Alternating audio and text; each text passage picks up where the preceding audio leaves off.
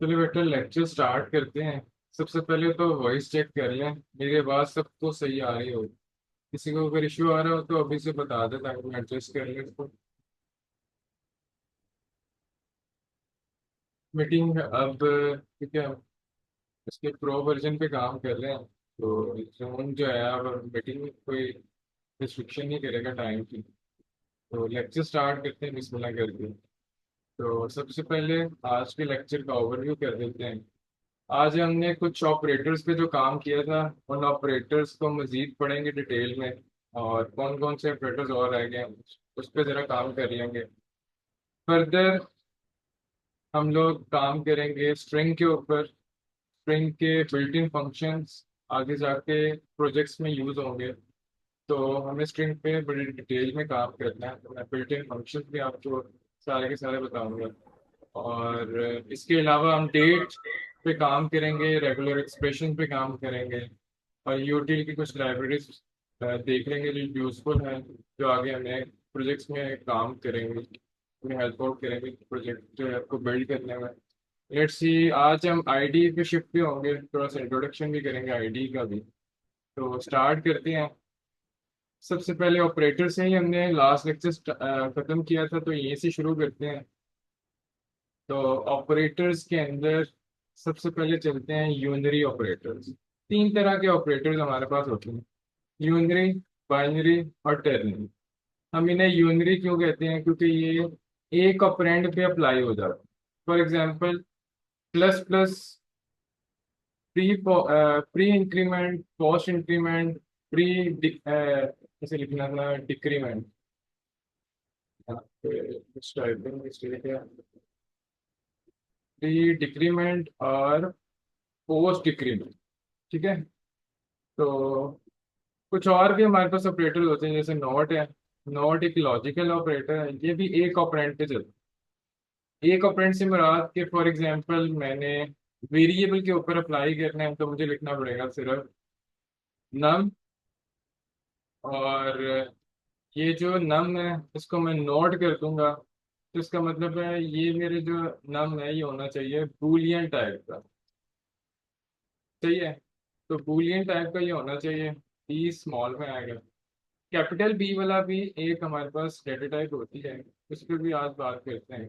For example मैंने इसमें store किया ट्रू, और ये नोड जो है ये इसको इन्वर्ट कर देगा, ट्रू को फॉल्स कर देगा। ठीक है, ये लॉजिकल ऑपरेटर ऑपरेटर ही आपको पता होंगे। और एक और हमारे पास ऑपरेटर होता है, इसे कहते हैं इन्वर्टर। बिट वाइज इन्वर्टर इसे बोलते हैं। बहुत कम लोग इस पे बात करते हैं, आज हम इस पे भी बात करेंगे।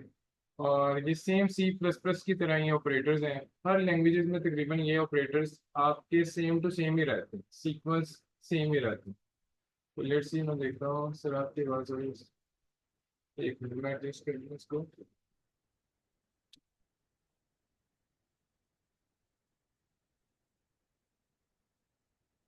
होपफुली अब आवाज़ ठीक आ रही होगी।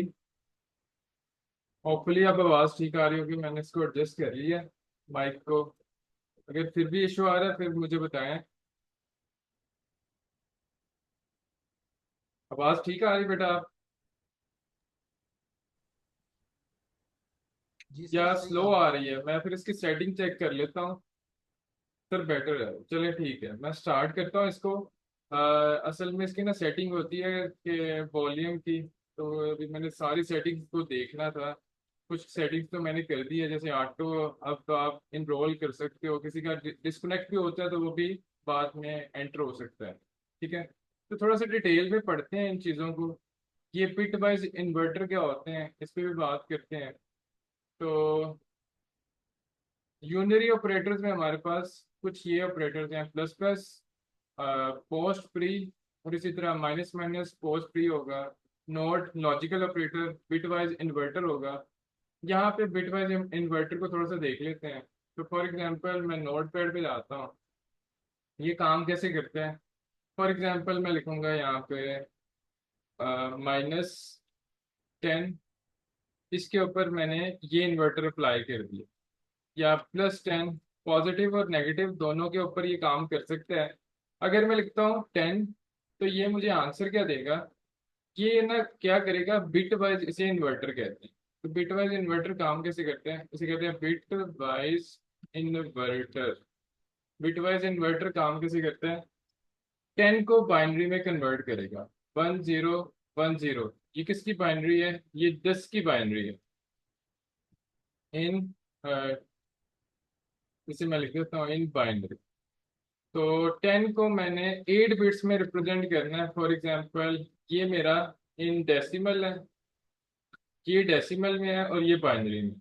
मैं इसे 8 बिट्स में रिप्रेजेंट करता हूँ, लिखता हूँ यहाँ पे 0 0 0 और 0। आपको पता है कि मोस्ट सिग्निफिकेंट बिट जो होती है ना, ये होती है मोस्ट सिग्निफिकेंट बिट, और इसे कहते हैं लीस्ट सिग्निफिकेंट बिट। ठीक है, जो हमारी मोस्ट राइट साइड पे बिट होती है इसे कहते हैं लीस्ट सिग्निफिकेंट बिट, और LSB से बोलते हैं। और जो लेफ्ट साइड पे आपके पास बिट होती है मोस्ट लेफ्ट साइड पे, उसे बोलते हैं MSB बिट। ठीक है, मोस्ट सिग्निफिकेंट बिट। तो इसे हमने जब रिप्रेजेंट करने तो 8 बिट्स में आप इस तरह रिप्रेजेंट कर लें। तो मैंने इसे बाइनरी में पहले कन्वर्ट किया। ये इन्वर्टर क्या करता है, हर एक बिट को ना इन्वर्ट कर देता, यानी 1 को 0 0 को 1 कर देता। तो ये कुछ ऐसे बनेगा, जब मैं इसको लिखना शुरू करूंगा तो 1 1 1 1 0 1 0 1। तो उसने क्या किया, जितनी बिट्स थी ना उसको इन्वर्ट कर दिया। हाँ, 0 को 1 और 1 को 0 में इन्वर्ट कर दिया। अब क्या होगा कि ये नंबर एक्चुअली बनेगा क्या। तो लेट्स सी इसको देखते हैं। आपने इस नंबर को ना रीड करना है, तो इस तरह से रीड करेंगे, कितनी बिट्स को हम कंसीडर करेंगे वो जरा बात करते हैं। तो मैंने 10 10, 4 बिट्स तो इसकी एक्चुअली थी, वो तो मैं कंसीडर करूंगा। और 0 के बाद ना जो पहली बिट होगी ना उसको आपने ऐड कर लेना उस नंबर में। और बाकी बिट्स जो है ना, ये वाली जो, अगर 1 के बाद सारे वंस हों तो इसे हम कहते हैं साइन बिट्स। ठीक है, बाइनरी में अक्सर ये, अगर आप DLD पढ़े तो ये चीज़ें बताते हैं आपको कि अगर इसके लेफ्ट साइड पे वंस हों तो इसको हम नेगेटिव नंबर कंसीडर करते हैं। तो ये असल में किसकी बाइनरी है, ये होगा 1 2 4 8 16। तो इस तरह करके अगर मैं इसे कन्वर्ट करूंगा तो ये हो जाएगा 11 माइनस में 11 आएगा। ठीक है, इसको आप कन्वर्ट करके भी देखिएगा। 2 रेज़ की पावर 0 ये पहला डिजिट होता है, 2 रेज़ की पावर 0, 2 रेज़ की पावर 1, 2 रेज़ की पावर 2, 2 रेज़ की पावर 3, 2 रेज़ की पावर 4, इस तरह करके हम इसे कन्वर्ट करते हैं। तो 10 1 0 ये हमारा किसकी बाइनरी होगी, ये बाइनरी होती है 11 की। ठीक है, तो मैं, क्योंकि इसके पीछे सारे के सारे वंस हैं तो इसलिए मैं इसे कहूँगा -11। तो जब भी मैं आप इन्वर्टर लगा के ना कुछ इस तरह से लिखोगे, system dot out dot print, और इसके अंदर लिखोगे 10 और उसके पीछे इन्वर्टर लगा दोगे, तो ये हमें आउटपुट क्या करेगा, ये आउटपुट करेगा -11। ठीक है, अब क्या मैं इसमें पॉजिटिव नंबर भी डाल सकता हूँ या नहीं, पॉजिटिव नंबर तो मैंने जब इसमें ऐड किया तो 10 एंटर किया। क्या मैं इसमें नेगेटिव नंबर भी डाल सकता हूँ, एक्चुअली आप नेगेटिव नंबर भी डाल सकते हो। ठीक है, तो नेगेटिव नंबर को बिट वाइज किस तरह से कन्वर्ट करता है, तो नेगेटिव नंबर्स पे भी हम बात कर लेते हैं। अब मैं थोड़ा सा नेगेटिव नंबर्स का भी कोड लिखता हूँ। तो इसको समझते हैं नेगेटिव नंबर्स को। नेगेटिव नंबर जब भी डेसिमल में हो उसे बाइनरी में कन्वर्ट करते हैं, तो हमें पता है negative numbers represent in two's complement, ये आपने पढ़ा होगा। हमेशा कॉम्प्लीमेंट में हम इसको रिप्रेजेंट करते हैं। तो मैंने कहा कि जब भी हम नेगेटिव नंबर को रिप्रेजेंट करेंगे तो वो सबसे पहले क्या करेंगे, इसकी बाइनरी लिखते हैं। जैसे 10 की बाइनरी क्या होता है, 10 10। ठीक है, मैंने इसे 8 बिट में रिप्रेजेंट कर दिया। ये तो पॉजिटिव 10 की बाइनरी है ना, +10 की बाइनरी है। मैंने इसका पहले लेना है वंस कॉम्प्लीमेंट। तो मैं क्या करूँगा, मैं जितने भी हमारे पास ये बिट्स हैं इन सब को सब इन्वर्ट कर दूंगा। ये मैंने इसको किया 1 0 1, इसे कहते हैं इन वंस कॉम्प्लीमेंट। इसे मैंने वंस कॉम्प्लीमेंट में कन्वर्ट किया। Convert in one's complement. अब टूज कॉम्प्लीमेंट में कन्वर्ट करने के लिए हमें लीस्ट सिग्निफिकेंट बिट में 1 को ऐड करना होगा।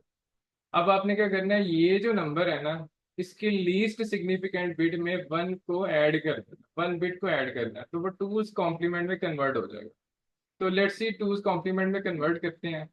तो मैं क्या करूंगा, यहाँ पे लिखूंगा, यहाँ आएगा 1 1 1 1, और यहाँ आएगा 0 1, और यहाँ पे आ जाएगा 1 0।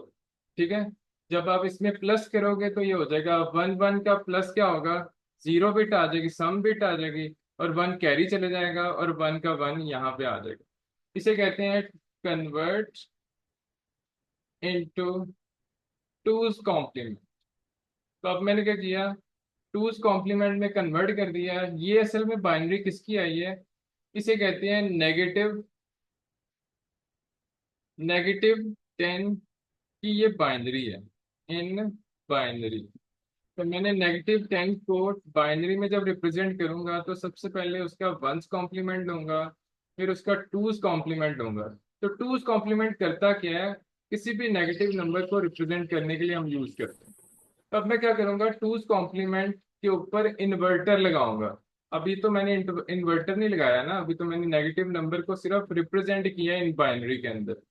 तो अब मैं क्या करूंगा, इन्वर्टर को अप्लाई करूंगा। तो इन्वर्टर क्या करता है, हर एक बिट को कन्वर्ट कर देता है, 1 को 0 में और 0 को 1 में कन्वर्ट करता है। तो ये हो जाएगा 1 का, हम इसको 0 कर लेंगे, इसको भी 0 कर लेंगे, इसको 0 0 1 0 0 1। तो ये जो है ना, इसमें हमारे पास क्या आ रहे हैं नंबर्स, ये 4 0 आ गए। ये लगे हों या ना लगे हों, पॉजिटिव में कोई फर्क नहीं पड़ता। ठीक है, मोस्ट सिग्निफिकेंट के आगे जितने मर्जी 0 लगे हों कोई फर्क नहीं पड़ेगा, एक्चुअल नंबर आपका ये बनेगा। ये किसकी बाइनरी है, ये +9 की बाइनरी है। तो जब भी आप इन्वर्टर अप्लाई करोगे -10 के ऊपर, उसका आंसर आएगा +9। ठीक है, तो जरा मैं इसको भी कोड करके दिखा देता हूँ, system.out.println। मैंने इसके अंदर के लिखा इन्वर्टर -10। तो -10 का रिजल्ट मेरे पास आउटपुट आएगी, इसकी मुझे आउटपुट आएगी +9। ठीक है। तो इन्वर्टर असल में इस तरह से काम करता है, कोई भी नेगेटिव नंबर हो उसे पॉजिटिव कर देता है। और उसका प्रोसीजर क्या होता है ये मैंने आपको पूरा एक्सप्लेन कर दिया। आपने नेगेटिव नंबर को पहले टूज कॉम्प्लीमेंट में रिप्रेजेंट करना है, उसके बाद हर एक बिट को इन्वर्ट कर देना। तो इस तरह इन्वर्टर काम करेगा। पॉजिटिव हो तो पॉजिटिव को पहले आप बाइनरी बिट्स में रिप्रेजेंट करोगे, फिर उस पर इन्वर्टर अप्लाई कर दोगे। तो ये था प्रोसीजर इन्वर्टर को यूज करने का। लेट्स सी आगे देखते हैं। हमारे पास कुछ और भी ऑपरेटर्स होते हैं, जैसे अरिथमेटिक ऑपरेटर्स, ये हमने लास्ट टाइम पढ़े थे। Relational operator, less than, greater than, less equal, greater equal, not equal, और equal equal, same to same. यही ऑपरेटर्स जावा में सेम टू सेम है। कुछ और ऑपरेटर्स को देखते हैं, जैसे असाइनमेंट ऑपरेटर। तो इक्वल टू का sign, plus equal, minus equal, multiply equal, divide equal, mod equal. यहाँ पे एक और इक्वल है, उसका नाम है and equal, bitwise and equal. ये किस तरह से काम करता है इस पर बात करते हैं। फॉर एग्जांपल आपने कुछ नोट करते हैं, बताता हूँ मैं आपको। तो फॉर एग्जांपल आपने एक नंबर लिखा, मैंने बिट वाइज ऑपरेटर अप्लाई करना है इसके ऊपर।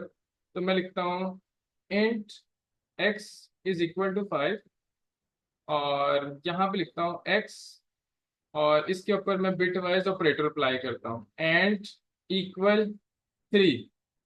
तो ये किस तरह से रिजल्ट हमें देगा, अब मैं प्रिंट कराना चाहता हूँ, system.out.println और उसके अंदर x की वैल्यू प्रिंट कराना चाहता हूँ।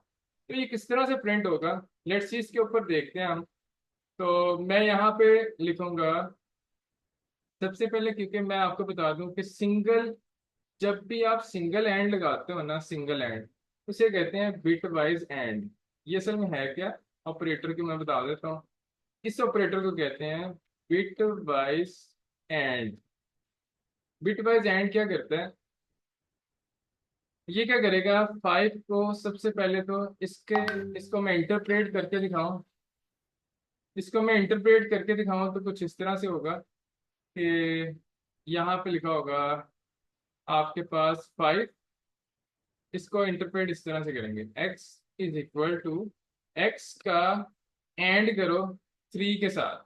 बिट वाइज एंड करना है, ये लॉजिकल एंड नहीं है, बिट वाइज एंड। तो ये क्या करेगा, x को वैल्यू को बाइनरी में कन्वर्ट करेगा, फिर 3 को बाइनरी में कन्वर्ट करेगा, फिर उनका बिट वाइज एंड ले लेगा। तो किस तरह से ये प्रोसीजर करता है, जो इस पे बात कर लेते हैं। तो मैं कर लिखता हूँ 5 की बाइनरी, 5 इन बाइनरी।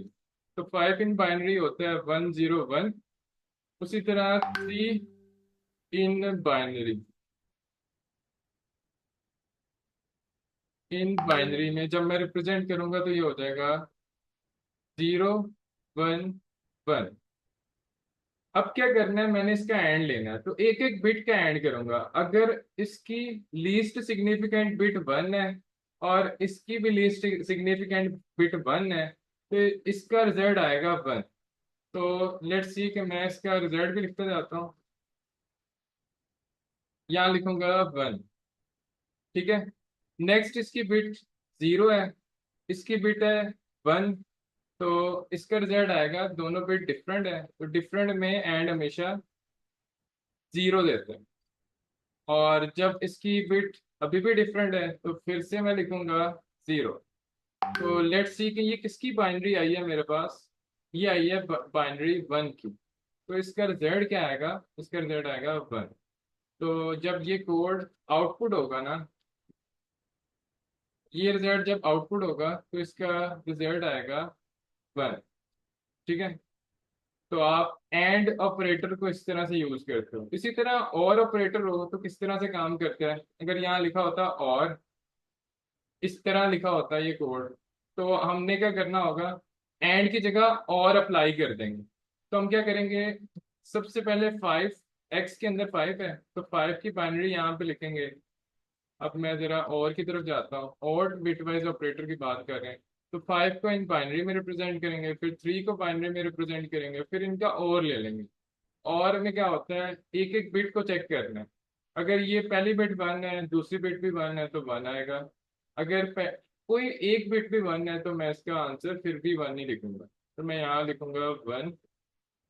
कोई एक बिट भी 1 है तो यहाँ इसका भी आंसर 1 लिखूंगा। तो ये इस तरह से इसका रिजल्ट आएगा 7। तो यहाँ पे मैं लिख दूंगा 7। ठीक है, इस तरह से आप किसी भी नंबर को वैल्यूएट कर सकते हो असाइनमेंट ऑपरेटर में, bit wise and bit wise और को इस तरह से हम काम करते हैं। लेट्स सी आगे देखते हैं, हमारे पास एक ये भी ऑपरेटर यूज होता है। अक्सर लोग इसे पावर का ऑपरेटर समझते हैं, लेकिन ये पावर का ऑपरेटर नहीं है। इस ऑपरेटर को हम कहते हैं, ये जो इस तरह का ऑपरेटर है ना, इस ऑपरेटर को कहते हैं एक्सक्लूसिव और। ठीक है, ये कुछ इस तरह से लिखा होगा, इसका मतलब होगा आपने इस तरह कोड लिखा। तो मैं जब इसकी आउटपुट करूंगा तो कैसे आएगी, जरा इस पे बात कर लेते हैं।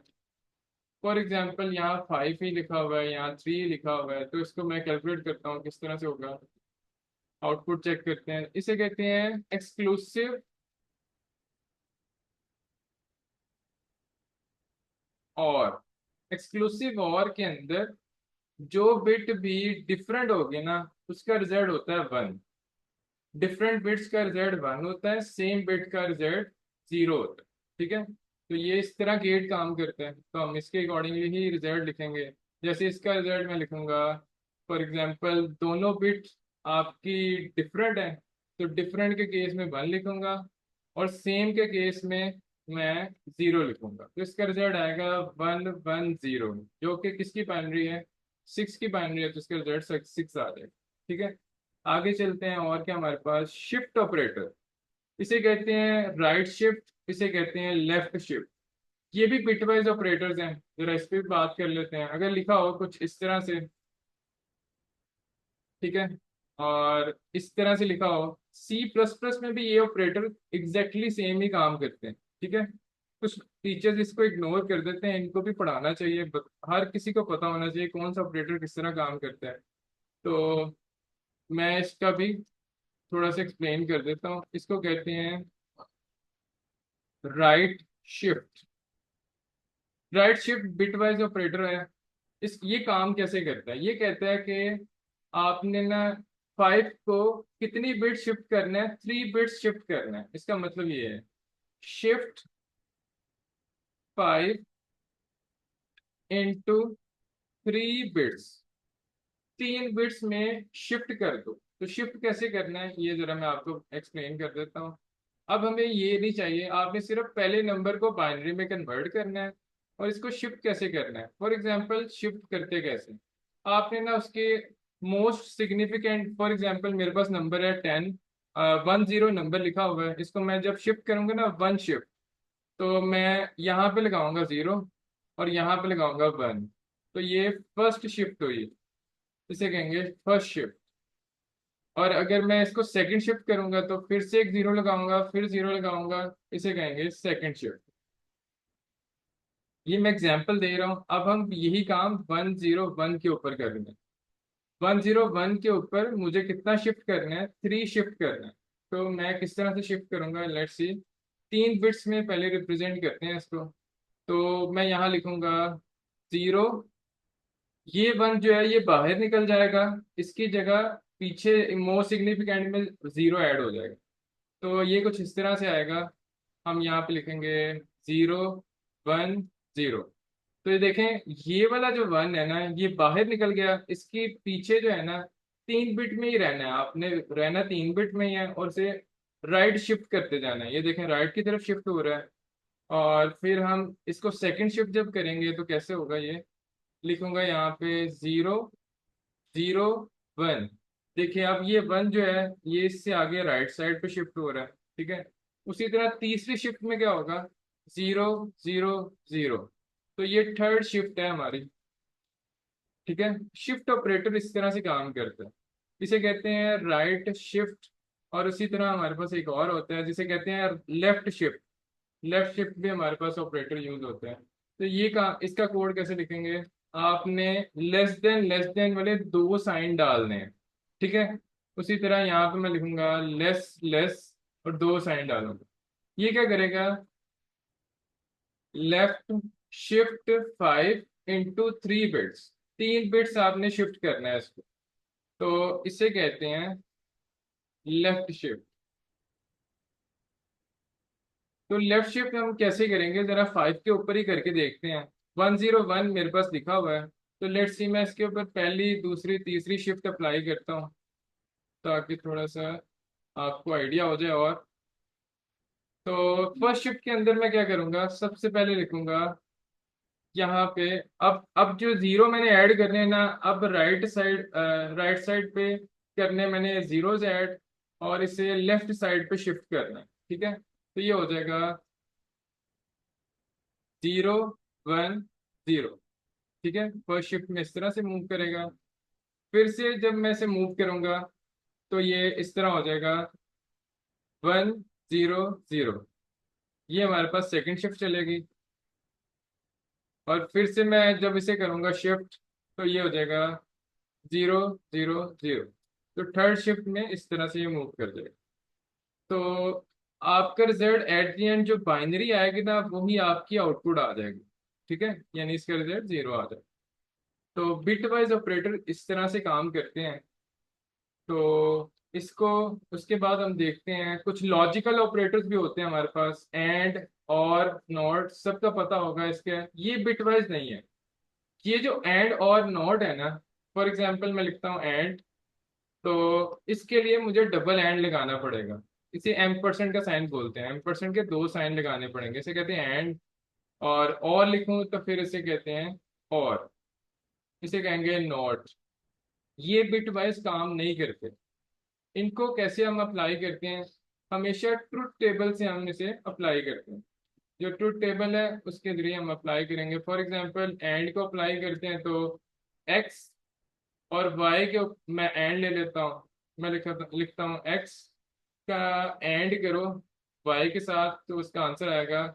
क्योंकि दो इनपुट है, तो दो इनपुट के कॉम्बिनेशन कितने बन सकते हैं? टू रेज की पावर आपने करना है टू, तो ये इक्वल टू फोर आ जाएगा। ठीक है, टू रेज की पावर। ये मैथमेटिक्स में मैं लिख रहा हूँ, प्रोग्रामिंग में नहीं लिख रहा। ठीक है, तो टू रेज की पावर टू करेंगे तो फोर आंसर आएगा। तो इसका मतलब इसके कॉम्बिनेशन कितने बनेंगे? फोर। लेट्स सी इसके कॉम्बिनेशन बनाते हैं। तो मैं यहाँ पे लिखता हूँ सीरियल, और यहाँ लिखता हूँ इनपुट एक्स इनपुट वाई, और यहाँ पे इसकी आउटपुट आ जाएगी।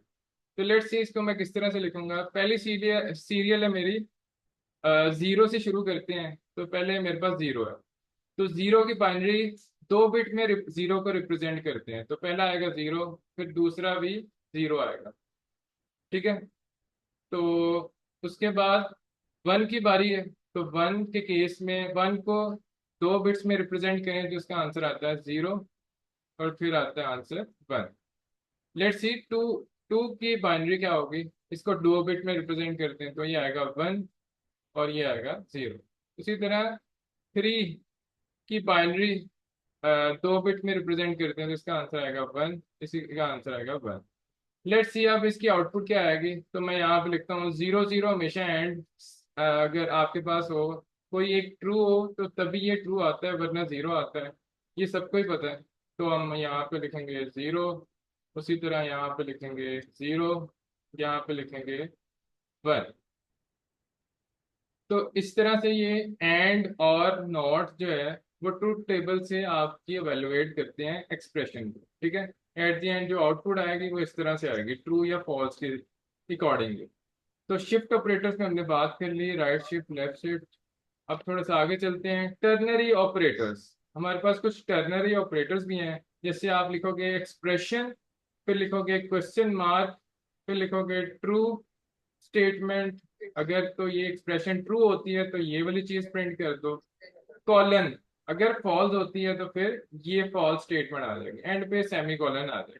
ठीक है, लेट्स सी इसको ना मैं कोई कोड की फॉर्म में लिख के दिखाता हूँ। आप ये बाद में हम ना इंटेलिजेंट के ऊपर कोड भी करके देखते हैं इसको। लेट्स सी कि ये हम लिखेंगे कैसे।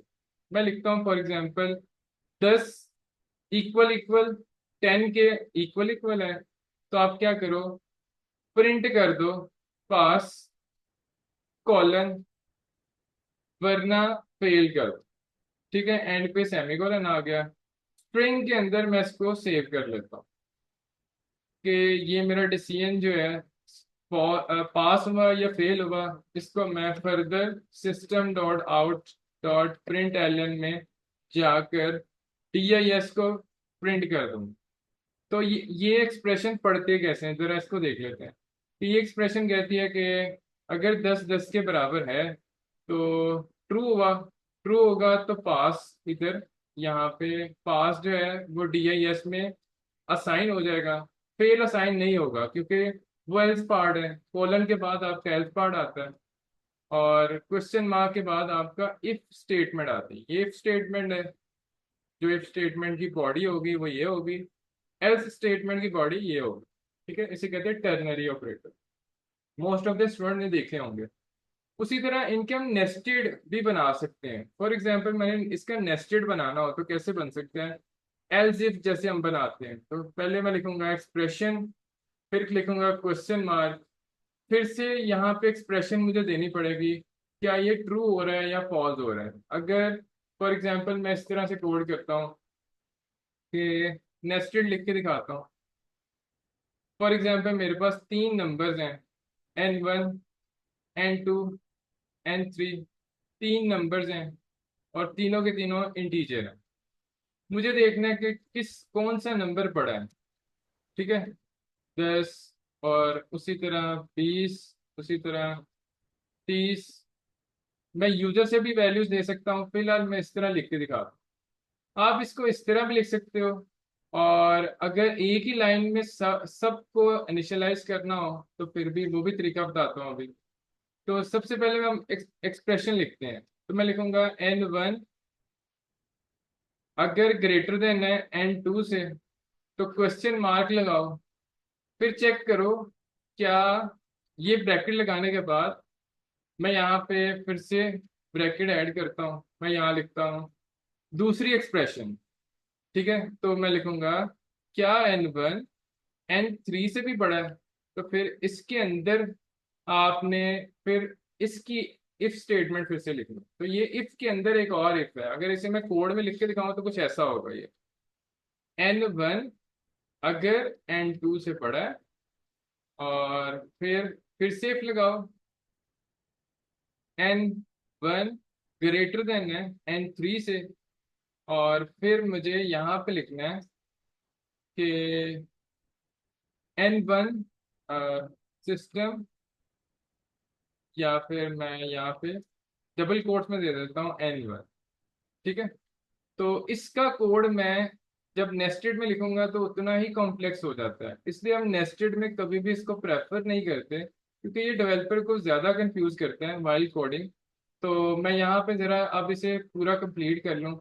तो N1 अगर N3 से भी बड़ा है, तो इसका मतलब सबसे बड़ा नंबर हो गया N1।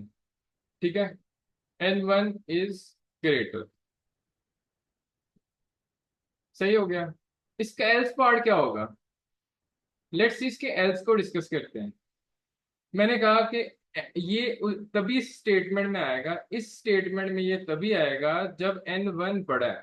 ठीक है, तो इसका मतलब है अगर ये बड़ा नहीं है तो अगर ये बड़ा है N1 N2 से बड़ा है तभी ये इस स्टेटमेंट में आएगा। और उसने चेक किया N1 N3 से बड़ा है, तो इसका मतलब N1 सबसे बड़ा है। एल्स केस में मैं लिखूंगा, इसका एल्स पार्ट होगा कि अगर N1 N2 से बड़ा है लेकिन 3 से बड़ा नहीं है, तो इसका मतलब है वो N2 से बड़ा है। ठीक है, 3 से बड़ा नहीं है तो किससे बड़ा होगा? फिर वो N3 से बड़ा होगा ना। तो फिर भी मैं यहाँ पे लिखूंगा कि N3 इज ग्रेटर। तो N3 सबसे मैक्सिमम नंबर होगा। अगर आपने कहा कि N1 N2 से बड़ा है और N1 N3 से बड़ा है, तो N1 सबसे बड़ा है। अगर इसकी स्टेटमेंट फॉल्स हुई ना, तो इसका मतलब इसका एल्स पार्ट क्या होगा? ये इनर एल्स है। अगर मैं बात करूं एल्स, तो इसका एल्स क्या आएगा? इसका एल्स आएगा N3 सबसे बड़ा। सही है, तो ये बड़ा सिंपल सा हमें समझ में आ रहा है। इसकी एक ब्रैकेट आपने यहाँ पे लगाई और दूसरी ब्रैकेट यहाँ पे लगाई। अब ये तो था इफ स्टेटमेंट, ये तो था इसका इफ। अब इसका एल्स लगाते हैं, तो इसका एल्स में क्या आएगा? इसके एल्स में मैं लिखूंगा कॉलन, एल्स में लिखूंगा N2 इज ग्रेटर। सही है, बाकी दोनों का तो डिसाइड यहाँ पे हो जाएगा, और N2 का डिसाइड हम यहाँ पे कर लें। तो ये सिंपल आपका कोड यहाँ से कंप्लीट हो जाएगा।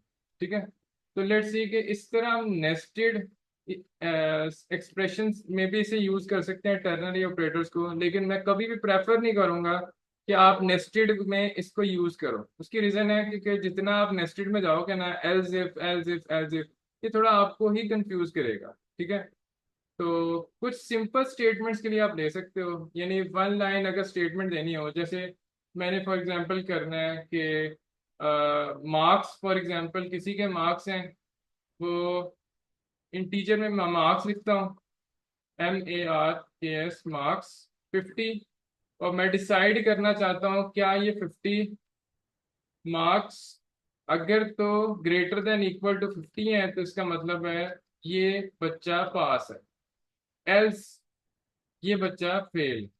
ठीक है, तो इस तरह के एक्सप्रेशंस अगर आपने देने हो तो आप यहाँ पे दे सकते हो, इसे प्रिंट भी करा सकते हो।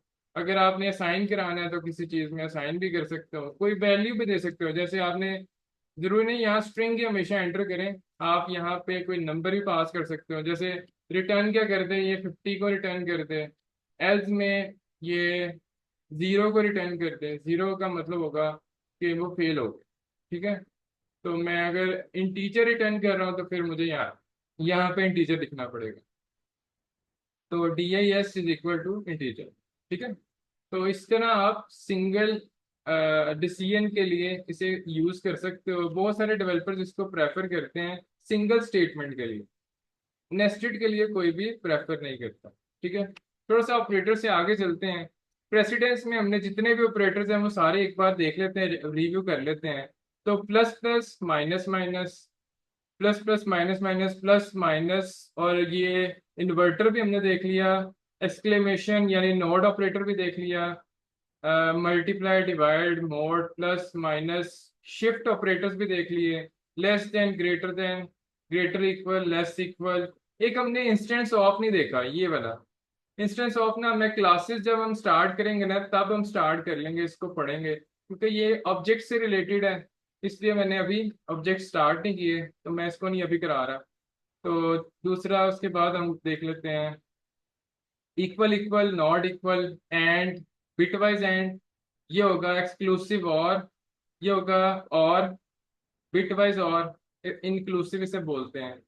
और फिर इसे बोलते हैं एंड लॉजिकल ऑपरेटर, और logical operator, ternary operator, assignment operator. ठीक है, तो ये सारे के सारे अगर नजर नहीं आ रहा हो तो मैं आपको इस तरह से बता सकता हूँ। ठीक है, तो ये पूरे का पूरा हमने एसोसिएटिविटी भी इसकी देख ली।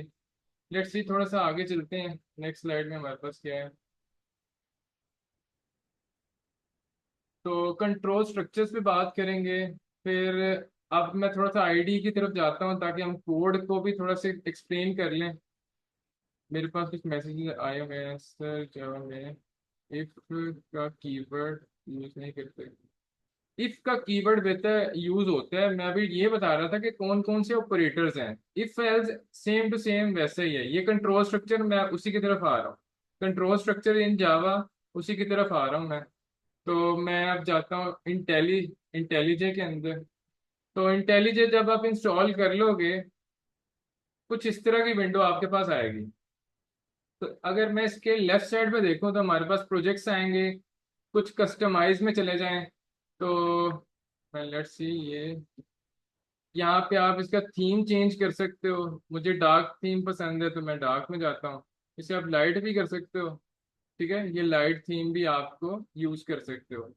तो फॉन्ट शॉन्ट आईडी का, ये आपने चेंज करना हो, ये आप चेंज कर सकते हो। जैसे मैं इसे ना तकरीबन 20 तक रख देता हूँ, तो ये इस तरह से फॉन्ट भी इसका चेंज कर देगा। अगर आपने इसको 13 ही करना है तो फिर 13 में चले जाएंगे। इसको थोड़ा सा मैंने 13 में ही रखना है।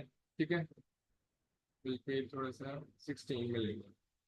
लेट्स सी, ये इसमें फर्दर और चीज़ें देखते हैं। प्लगइन्स की यहाँ पे ऑप्शन आती है आपके पास। कुछ मार्केट प्लेसेस में जो प्लगइन यूज होते हैं, फ्लटर का प्लगइन है, या आपने अजूर प्लगइन प्लगइन यूज करना है, टॉमकैट यूज करना है, या फिर बोर्ड स्प्रिंग बोर्ड के कोई प्लगइन यूज करने हैं, वो यहाँ पे आपको हर चीज़ मिल जाती है। फिर आपने प्रोजेक्ट्स में वापस आना है। तीन ऑप्शन आपके पास आएंगे राइट साइड पे, न्यू प्रोजेक्ट, ओपन, और गेट फ्रॉम वीसीएस। ये जो वीसीएस है ना, ये ऐसा होता है कि आपका प्रोजेक्ट जो है ना क्लाउड पे, गिटहब पे पड़ा हुआ है। आपने जस्ट क्लिक करके अपनी रिपोजिटरी में से उसे उसका क्लोन ओपन करना है। तो ये भी हम काम करेंगे नेक्स्ट वीक में। हम इंशाल्लाह वीसीएस में ही काम करेंगे। अभी के लिए न्यू प्रोजेक्ट पे चलते हैं। आप न्यू प्रोजेक्ट पे क्लिक करोगे तो हमारे पास ये पॉपअप विंडो आपके पास आएगी। अभी हमने जावा के अंदर की ऑप्शन में ही रहना है। ठीक है, जावा के ऑप्शन पे क्लिक करना है, कोई और अदर ऑप्शंस में नहीं जाना। ये कॉटलिन पे सपोर्ट करता है, जावा एक्स भी है, स्प्रिंग भी है, इसमें मेवन प्रोजेक्ट्स भी बन जाते हैं, ग्रोवी भी है। तो कुछ ये डिफरेंट आपको फ्लेवर्स में मिलता है। फिलहाल हम जावा की ऑप्शन पे ही क्लिक करेंगे, यहाँ पे एक नया प्रोजेक्ट बनाएंगे। मैं इसको नाम देता हूँ फॉर एग्जांपल फर्स्ट के नाम से। आप एक रिपोजिटरी बना लोगे वहाँ पे कि मैंने फॉर एग्जांपल इस प्रोजेक्ट को जो है सेव करना है इनटू डेस्कटॉप, और ये मैंने रिपोजिटरी एक बना दी। ठीक है, ये सही है, इसी के अंदर कर लेता हूँ। तो मैं डेस्कटॉप के अंदर एक रिपोजिटरी बना लेता हूँ फॉर एग्जांपल। बनाई तो नहीं है अभी तक। तो यहाँ पे एक नया आप फोल्डर बना सकते हो, जहां भी आपने करना है उसकी वर्क स्पेस आप बना सकते हो। तो मैं यहाँ ऐसे देता हूँ आइडिया प्रोजेक्ट्स।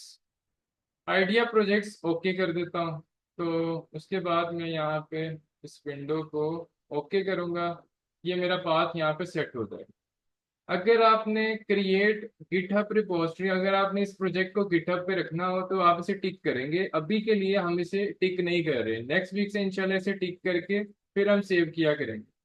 तो यहाँ पे ना बिल्ड सिस्टम में तीन तरह के सिस्टम है, इंटेलिजे, मेवन और ग्रेडल। ये दोनों जरा एडवांस सिस्टम है। ये हम बाद में जाएंगे, अब जब प्रोजेक्ट्स पे इम्प्लीमेंट करेंगे तो इन सिस्टम को भी देखेंगे। मेवन में प्रोजेक्ट कैसे बनाते हैं, ग्रेडल में कैसे बनाते हैं। अभी हम इंटेलिजे पे बात करेंगे। और आप देखिए, यहाँ पे एक चीज आपने जरूर देखनी है कि जेडी के आपका सेट हो। जेडी के जो आपने इंस्टॉल किया हुआ है 22, ये आपका सेट हो। ठीक है, बाकी अगर सैंपल कोड आपको रिक्वायर्ड है तो आप ले सकते हो, लेकिन मैं रिकमेंड करूंगा आप इसे अनटिक ही रखें। ठीक है। तो फिलहाल मैं इसे टिक करके भी दिखा देता हूँ, क्या ये मेरे पास आउटपुट शो करेगा। तो थोड़ा सा मैं इसको देख लूँ, मुझे ना तंग कर रही है इसकी विंडो। जूम की जो विंडो है ना, ये हाइड नहीं हो रही मेरे पास। तो इसको मैं डॉक टू द टॉप कर लेता हूँ ताकि तंग ना करे। लेट्स सी कि इसमें फर्दर हमारे पास और चीज़ें क्या हैं। जब आप प्रोजेक्ट बना लोगे ना तो एक प्रोजेक्ट आपका क्रिएट इस तरह से हो जाएगा। क्रिएट होने के बाद कुछ ये स्ट्रक्चर इसका ना कुछ ऐसा बनता है कि एक प्रोजेक्ट बनेगा, उसके अंदर एक सोर्स का फोल्डर बनेगा, फिर उसके अंदर मेन डॉट जावा का फोल्डर बनेगा। कुछ कोड वो लिख के दे देगा अगर आप टिक करते हो सैंपल कोड को। ठीक है। अगर आप टिक नहीं करते हैं फिर ये सैंपल कोड में कुछ भी नहीं, एम्प्टी फाइल बनाएगा। ठीक है। तो जरा पहले इस प्रोजेक्ट को देख लेते हैं। तो मैं इस प्रोजेक्ट की अगर बात करूं तो इस प्रोजेक्ट के अंदर क्या क्या चीजें हैं। सबसे पहले एक आइडिया के नाम से आपको एक फोल्डर मिलेगा। ये आई सिर्फ इंटेलिजे इसे क्रिएट करता, और कोई नहीं करता इसको। ठीक है। तो आप फिलहाल इसको इग्नोर करें। इसके अंदर फिलहाल ये आपके पास डिपेंडेंसीज होती हैं, सिर्फ आईडी के लिए से चाहिए। और सोर्स का फोल्डर, हमें ये फोल्डर से हमारा पाला पड़ेगा। इसके अंदर हम जितनी भी फाइलें बनाएंगे ना जावा के, वो इसी के अंदर बनाएंगे। ठीक है। तो अभी मैंने जो फाइल बनाई उसका नाम है मेन डॉट जावा। ठीक है। इसके अंदर जो कोड है ना, ये हमें कंफ्यूज ना करे, इसलिए मैं सारे का सारा जो कोड है ना कंट्रोल ए करता हूँ और इसे डिलीट कर देता हूँ। सारे का सारा कोड मैंने डिलीट कर दिया है। यहाँ पे कॉपी का सिंबल भी आ गया होगा यहाँ पे। तो जावा का ये लोगो भी है, कॉपी का सिंबल। और एक्सटर्नल लाइब्रेरीज आपको मिलेंगी यहाँ पे। जितनी जेडीके के अंदर लाइब्रेरीज है ना बिल्ट इन, वो सारी की सारी जावा की आपको यहाँ पे मिल जाएंगी, ये देखिए। ठीक है। तो आप अगर इसको देखना चाहो यहाँ से देख सकते हो लाइब्रेरीज को।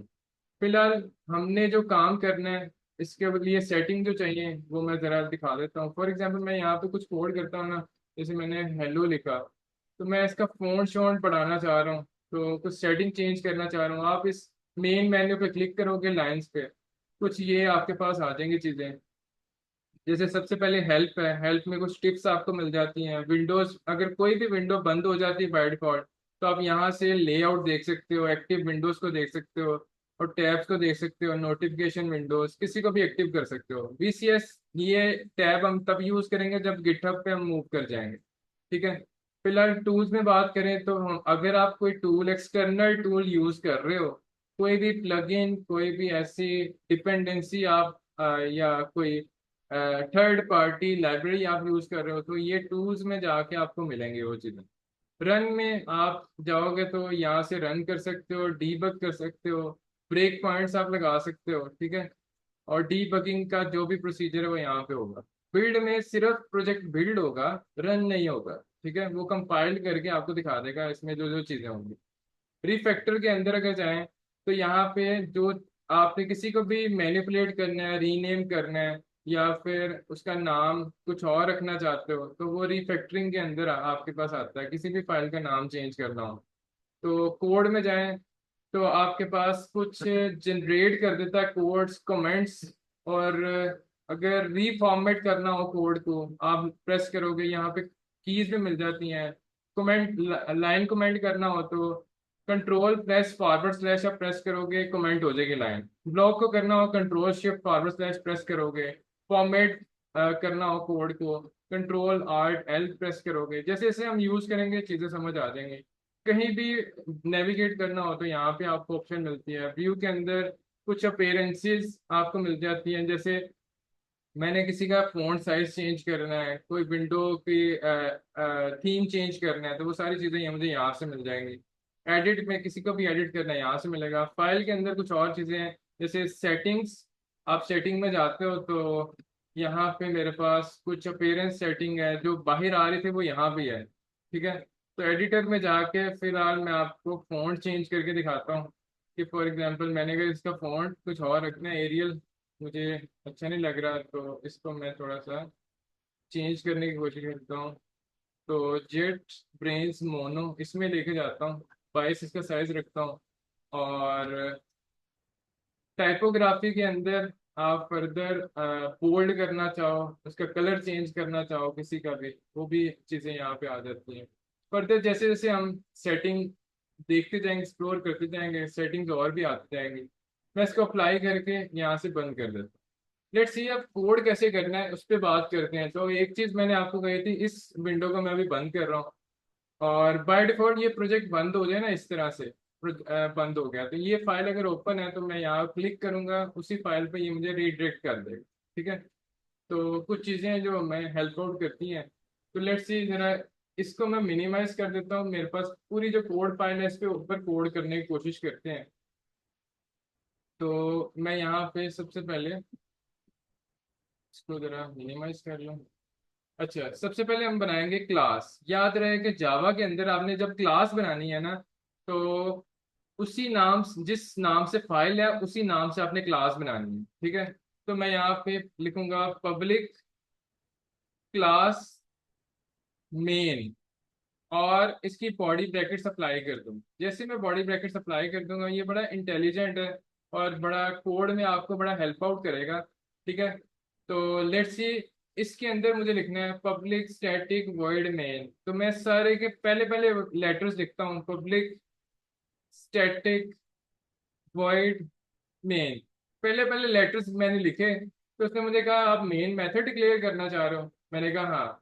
तो मैं यहाँ पे एंटर भी कर सकता हूँ, यहाँ क्लिक भी कर सकता हूँ, और टैब का बटन प्रेस करें तो आपके पास ये मेथड भी लिख देता है। ठीक है, अब हम थोड़ी शॉर्ट कीज भी देखेंगे, कोड कैसे जल्दी कर सकते हैं, उन चीज़ों के बारे में भी सीखेंगे। फिर से मैं एक बार करके दिखा दूँ, public static void main, tab का बटन प्रेस करेंगे तो ये मेन लिखा जाएगा। उसी तरह सिस्टम आउट मैंने करना हो तो लिखूंगा एस आउट, और टैब का बटन प्रेस करूंगा तो ये सिस्टम आउट भी मेरे पास पूरे का पूरा लिख के दे देगा। तो थोड़ा सा ये हमारे लिए शॉर्ट कीज थी, जिसकी हेल्प से हम कोड जरा फास्टली कर सकते हैं। मैं इसको एक बार कंपाइल करके दिखा देता हूँ आपको। कंपाइल करने के लिए हमने यहाँ प्ले का बटन प्रेस कर सकते हैं, वो बता भी रहा है कि मेन डॉट जावा को रन करना चाह रहे हैं आप, तो आप प्ले का बटन प्रेस करेंगे। यहाँ पे थोड़ा सा ये बिल्ड करने में थोड़ा सा टाइम लेगा और आपको आउटपुट दिखा देगा। ये बिल्ड हो रहा है यहाँ पे।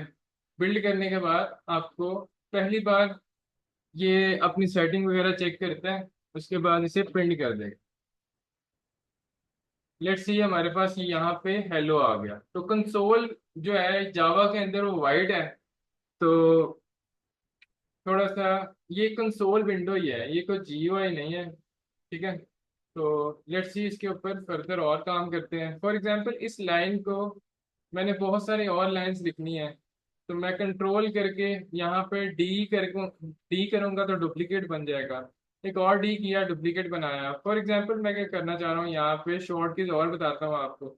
आपने आर्ट का बटन प्रेस किया और यहाँ पे लिखा ये वाली लाइन पे, और शिफ्ट का बटन प्रेस किया, और अप और डाउन की से आप इसे ऊपर नीचे भी कर सकते हो। इस लाइन को कहीं भी लेके जाना हो, पूरे पूरे ब्लॉक को चेंज करना हो, वो भी आप कर सकते हो। जैसे मैं ये दो लाइनों को इकट्ठा परफेक्टली सिलेक्ट करके आर्ट प्लस शिफ्ट अप की प्रेस करूंगा तो ये मेरा ऊपर नीचे कहीं भी लेके जा सकता हूँ ऐसे। और उसी तरह अगर मैंने शिफ्ट होम का बटन प्रेस किया या फिर होम से एंड का बटन प्रेस किया, और कुछ कॉपी पेस्ट कमेंट करने का तरीका, control forward slash, control forward slash, बस कर्सर उस लाइन पे होना चाहिए, कंट्रोल फॉरवर्ड स्लैश। ठीक है, इस तरह करके आप कमेंट्स भी कर सकते हैं। और फर्दर अगर मेरे पास कुछ चीज़ें ऐसी हो जाती हैं कमेंट, तो अनकमेंट का भी सेम तरीका, कंट्रोल फॉरवर्ड स्लैश अनकमेंट करने के लिए। मैं थोड़ा सा इसमें और शॉर्ट की इसमें देखता हूँ। फॉर एग्जांपल मैंने इस तरह फॉर्मेटिंग की, तो मैं इस फाइल को सिलेक्ट करूंगा, और यहाँ पे मेरे पास जो शॉर्ट कीज थी वो भी देख लेते हैं जो मेरे पास आ रही थी कोड के अंदर। इसे मैं नीचे करूँ, मुझे जूम की जो विंडो है वो बड़ा तंग कर रही है। नेटबीन्स में भी आप काम कर सकते हो, लेकिन मैं प्रेफर करूंगा आप इंटेलिजो को ही एक्सप्लोर करें, क्योंकि इंटेलिजो जो है ना थोड़ा सा एडवांस है नेटबीन्स से, तो इसलिए मैं प्रेफर करूंगा आप इसको फॉलो करें। तो इसकी मैं शॉर्ट कीज बता रहा था, कंट्रोल आर्ट एल, आपने प्रेस करना है कंट्रोल आर्ट एल। तो उससे क्या होता है, ये जो आगे पीछे लाइंस होती है ना उसको ये बिल्कुल फॉर्मेट कर देता है। ये देखें, पहले मेरा ये आगे पीछे लाइंस थी, इसको मैंने कंट्रोल ए किया, कंट्रोल आर्ट एल प्रेस किया, सारी की सारी लाइंस सेट हो गई। ठीक है, तो ये फॉर्मेट करने के लिए कुछ आपके पास शॉर्ट कीज थी। फर्दर स्पेसिंग, क्योंकि अनफॉर्मेटिंग नहीं है इसलिए उसने उसे अनफॉर्मेट नहीं किया। लेट्स सी इफेक्ट्स को देखते हैं। कंट्रोल स्ट्रक्चर्स पे बात कर रहे थे हम, तो कंट्रोल स्ट्रक्चर्स इन जावा जो है, if else same to same है। जैसे मैंने इफ लिखना है तो आपने टैब का बटन प्रेस करना है, ये ब्रैकेट आ जाएगी, यहाँ पे आप देखो 10, और इस तरह करके मैं अगर प्रिंट प्रेजेंट करना चाहता हूँ और अपना कोड लिखना चाह रहा हूँ, क्या मैं 10 को जब लिखूंगा इसके अंदर, तो मैं इसे लिखता हूँ क्या 10 20 के इक्वल है, तो मैं यहाँ पे लिखता हूँ S out tab true they देते हैं। उसी तरह एल्स लिखना हो तो एल्स का भी सेम तरीका है, मैं यहाँ पे लिखूंगा एस आउट, और यहाँ पे लिख दूंगा फॉल्स। ठीक है, तो true false if else, nested if else, nested if else पे बात कर लेते हैं।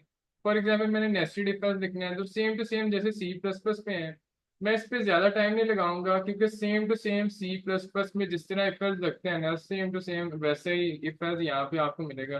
फॉर एग्जाम्पल मैं यहाँ लिखता हूँ एक वेरिएबल ले लेते हैं, वेरिएबल के साथ लिखते हैं x इज इक्वल टू 50, और मैं कुछ इस तरह से कोड करने की कोशिश करता हूँ कि इसके अंदर मैं लिखता हूँ x ग्रेटर देन हो 10 से, तो या फिर मैं इसको इस तरह से लिखता हूँ बिना ब्रैकेट्स के। तो आप क्या करो, एस आउट करो, और यहाँ पे याद रहेगा जब इफ लगाएं तो थोड़े से स्पेस दे दें ताकि उसे पता चल जाए। ये जैसे मैं पीछे करता हूँ ना, ये मुझे गाइड भी करेगा कि आप पीछे इसे ना लिखें, थोड़ा सा इसे टैप कर लें, ताकि जब फर्दर आप कोड लिखें ना उसे पता हो कि ये बॉडी इफ की बॉडी है। ठीक है, वैसे एरर तो नहीं आएगा लेकिन वार्निंग ये देता है। ठीक है, उसी तरह मैं एल्स इफ भी लिख सकता हूँ, एल्स इफ लिखना हो तो मैं यूँ लिखूंगा एक्स ग्रेटर देन हो 20 के, तो इस तरह एस आउट कर दो। कुछ और इसमें मैंने लिखना है, जैसे इसमें 10 लिखना है, इसमें मैंने 20 लिखना है, ब्रैकेट अभी भी नहीं मैं लगा रहा। फिर फर्दर मैं एल्स इफ यहाँ लिख सकता हूँ एक्स ग्रेटर देन हो 30 के, तो फिर फर्दर एस आउट में लिख सकता हूँ यहाँ पे डबल कोट्स के अंदर 30। ठीक है, तो इस तरह करके मैं नेस्टेड इफ एल्स को भी लिख सकता हूँ। सेम टू सेम वही तरीका है जैसे आप सी प्लस प्लस के अंदर लिखते हो, कोई इसमें नई चीज नहीं है। ठीक है, उसी तरह लूप्स के अंदर बात करते हैं प्रेजेंटेशन में, फर्दर लूप्स के ऊपर जाते हैं। तो लूप्स के अंदर जब हम काम करेंगे तो हम यहाँ पे लिखेंगे लूप्स इन जावा। देखें तो सेम टू सेम लूप वही है जो आपके सी प्लस प्लस में, मैं सिर्फ स्ट्रक्चर बताता हूँ आपको। आप लिखोगे वाइल एक्सप्रेशन लिखोगे, for example x greater than होना चाहिए 10 से, और एक्स को मैं यहाँ पे डिफाइन कर देता हूँ, फॉर एग्जांपल 1 2, इसे लिख कर देते हैं 50। 50 से बड़ा होना चाहिए, और यहाँ पे मैं एस आउट कर देता हूँ और कुछ भी प्रिंट कर देता हूँ, जैसे मैं हेलो प्रिंट कर रहा हूँ। और हर बार क्या करना है, मैंने, क्योंकि ये स्टेटमेंट अब चलती रहेगी ना, तो मैंने क्या करना है, एक्स इज ग्रेटर देन 10, तो मैंने करना है एक्स को हर बार माइनस करना, मैं हर बार -10 करता जाऊँ। ठीक है, तो इस तरह से इसे मैं चलाऊंगा तो ज़रा इससे ये होगा कि इनफाइनाइट लूप नहीं चलेगा, लेकिन वाइल लूप लगाने का तरीका सेम टू सेम वैसे ही है जैसे आप C++ में करके आए। उसी तरह मैंने फोर लूप लगाना हो, तो फोर लूप का भी प्रोसीजर सेम टू सेम है, जैसे मैं लिखता हूँ इंट आई इक्वल टू 0 और आई लेस देन 10। उसी तरह आई प्लस प्लस, मैं यहाँ पे स्टेटमेंट देता हूँ एस आउट, और यहाँ पे हेलो को प्रिंट करता हूँ। ठीक है, 10 बार हेलो प्रिंट हो जाएगा।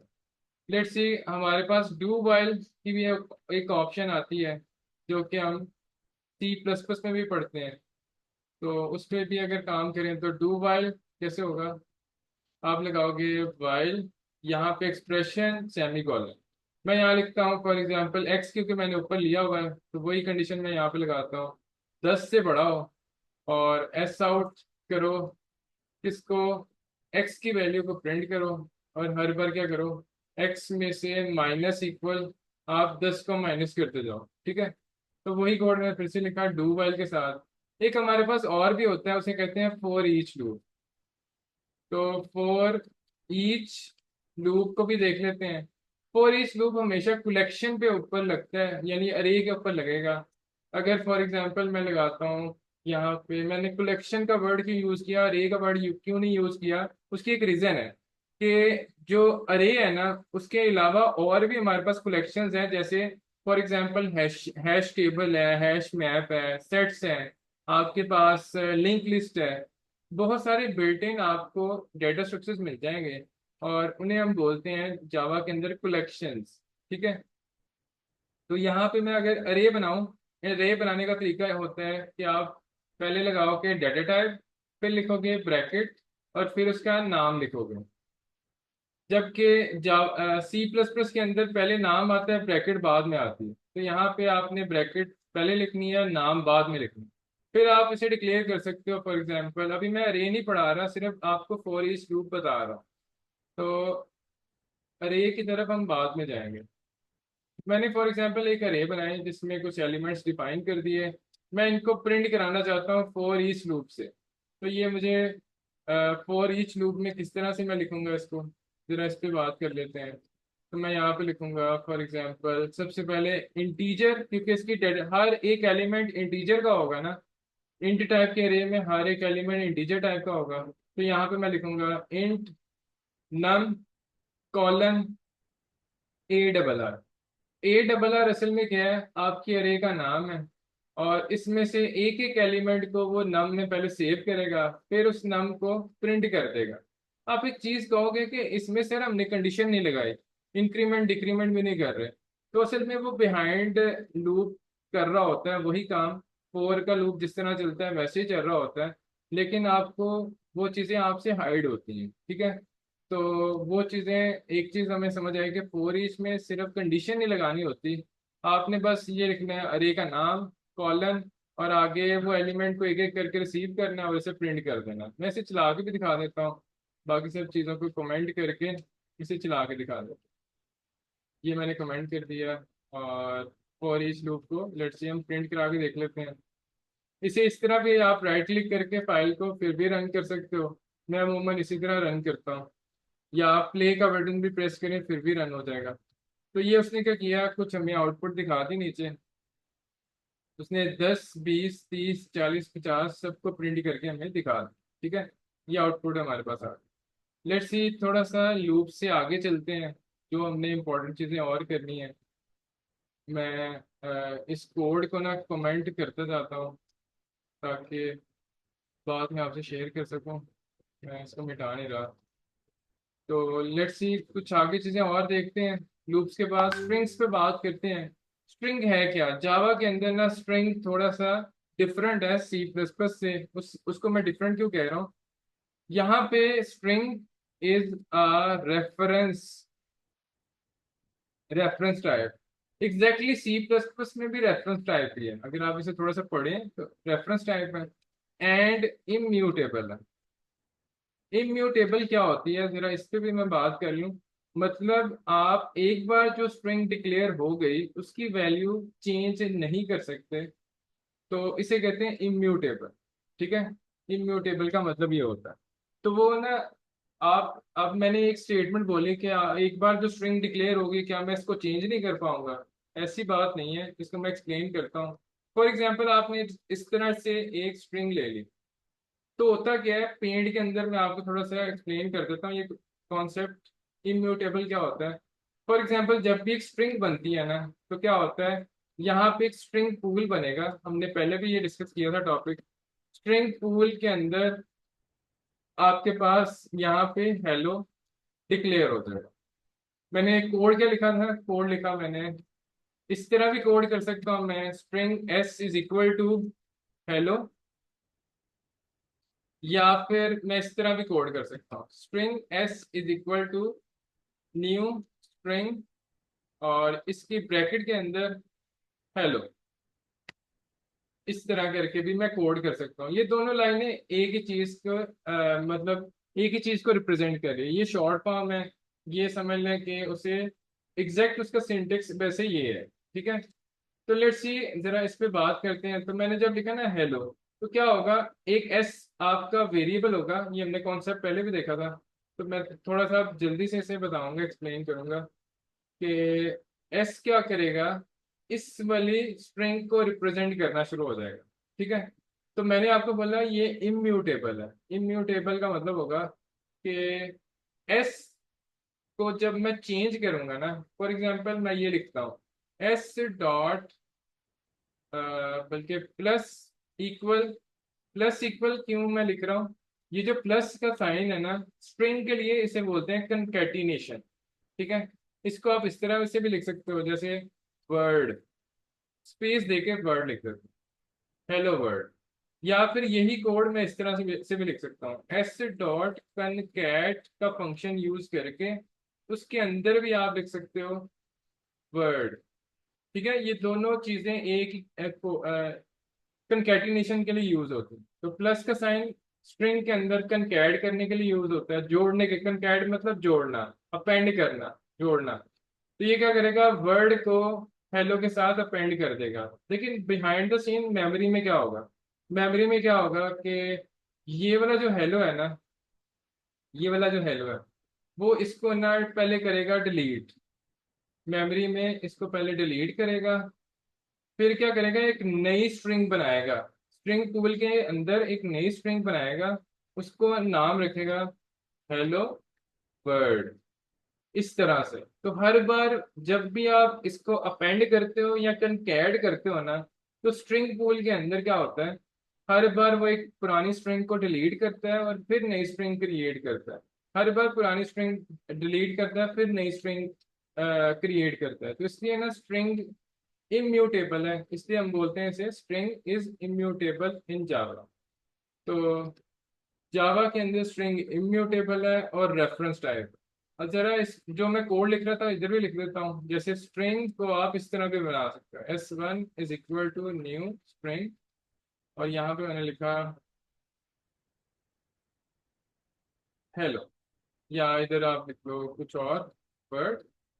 तो इस तरह करके अभी आप डिक्लेयर कर सकते हो। कंकैट कैसे करेंगे, एस डॉट कनकैट का कनकैट के नाम से आपको फंक्शन मिल जाता है। तो मैं यहाँ लिख दूंगा फॉर एग्जांपल वर्ड। इस तरह करके मैं कंकैट कर दूँ। आप इस तरह भी कंकैट कर सकते हो, प्लस का साइन डालकर इक्वल टू डबल कोट्स में लिख दो अली।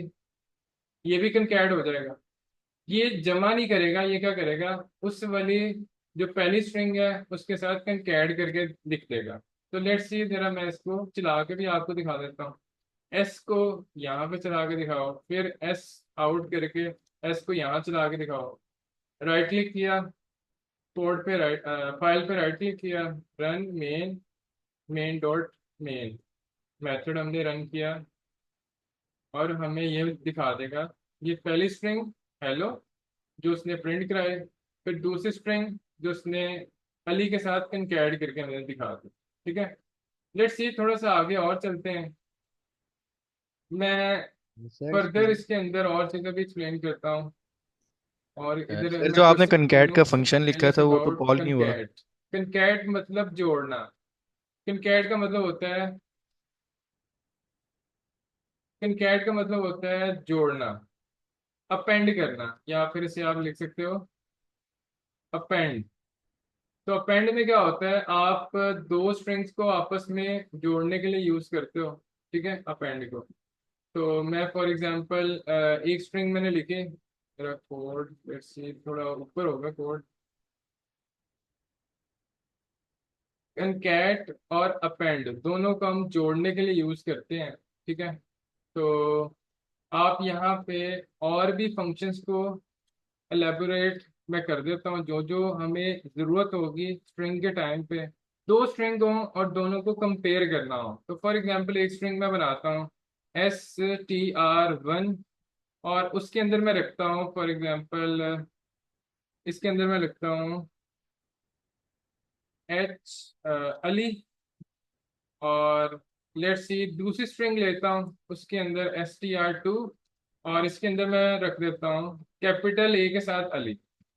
दो मैंने स्ट्रिंग ली, S1, STR1, STR2। दोनों को अब मैं क्या करता हूँ कि कंपेयर करता हूँ। तो इक्वल इफ लगाकर मैं लिखूंगा STR1 इक्वल इक्वल STR2। तो ये जो है ना, जावा के अंदर ये वाली स्टेटमेंट जो है ना कंपैरिजन के लिए यूज नहीं होती। ठीक है, आप इससे कंपेयर नहीं कर सकते स्ट्रिंग्स को। ठीक है, तो याद रहे कि सी प्लस प्लस में ये कोड चल जाता है, जावा के अंदर ये कोड नहीं चलता है। तो जावा के अंदर इक्वल चेक करने के लिए आप क्या करते हो, डॉट इक्वल्स का साइन यूज करते हो, STR2। STR2 करके हम इसे कंपेयर करेंगे, ये ट्रू आएगा तो इसका मतलब इक्वल है। तो यहाँ पे मैं एस आउट करके यहाँ पे डबल कोट्स में लिख दूंगा इक्वल। सही है, एल्स नॉट इक्वल, तो एस आउट यहाँ पे नॉट इक्वल। ठीक है, तो पहले मैंने स्ट्रिंग लिखी अली, क्योंकि ये दोनों के दोनों डिफरेंट हैं, क्योंकि ए इसका कैपिटल है, इसका स्मॉल है। ठीक है, तो इक्वल जो है वो केस सेंसिटिव है। ये याद रखें कि ये जो है ना केस सेंसिटिव है, ये केस सेंसिटिव होगा। ठीक है, जब भी आप इसे कंपेयर करोगे तो ये देखेगा, ये भी इसकी आस्की, इसकी आस्की से कंपेयर होगी, फिर इसकी आस्की, इसकी आस्की से, क्योंकि इंग्लिश में इसलिए आस्की कह रहा हूँ मैं, हर एक की आस्की कंपेयर होगी। ठीक है, तो जैसे जैसे मैं इसकी आस्की कंपेयर करूंगा तो ए की आस्की डिफरेंट होगी, कैपिटल ए स्मॉल ए की, इसलिए ये मुझे नॉट इक्वल देगा रिजल्ट। लेट्स सी, इसको मैं फिर से चला के देख लेता हूँ।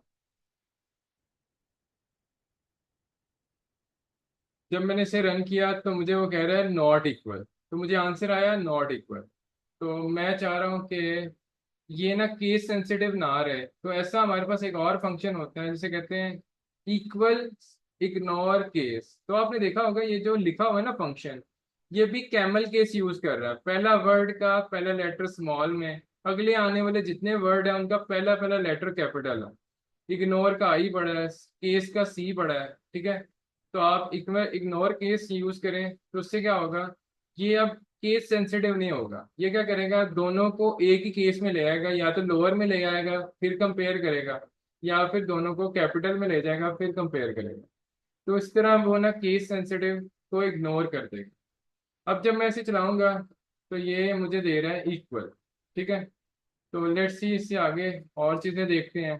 इक्वल के बाद स्ट्रिंग के अंदर हमारे पास कुछ और चीजें भी होती हैं, जैसे STR1 डॉट करके मैं आपको बताऊं, तो ट्रिम का एक फंक्शन आपके पास होता है जो क्या करता है, ट्रिम कर देता है स्ट्रिंग को। ये किस तरह ट्रिम करता है, फॉर एग्जांपल मेरे पास स्ट्रिंग है इसके पहले स्पेसिस हैं और यहाँ लिखा हुआ है एबीसी, फिर एंड पे भी स्पेसिंग है, फिर यूजर तो कुछ भी दे सकते हैं ना। तो ये क्या करेगा, इसको और इसके शुरू में जो एक्स्ट्रा स्पेसिस है उसको ट्रिम कर देगा। MSG मैं यहाँ पे लिखता हूँ इक्वल टू, और इसे लिख लेता हूँ स्ट्रिंग। तो मैं लिखूंगा MSG को आप ट्रिम कर दो। तो ट्रिम करके फिर आप सी आउट करके देखना। तो इसके बहुत सारे फंक्शंस आपको मिलेंगे, आपने हर एक फंक्शन को एक्सप्लोर करना है। अब मैं इसको चला के दिखाऊं, तो स्पेसिंग आपको नहीं आनी चाहिए, वरना तो डबल कोट्स में जो जो भी आप लिखते हो एज इट इज प्रिंट होना चाहिए ना। लेट्स सी इसने ट्रिम क्यों नहीं किया, मैसेज डॉट ट्रिम, ट्रिम करना चाहिए था। तो फिर से देखना इसको।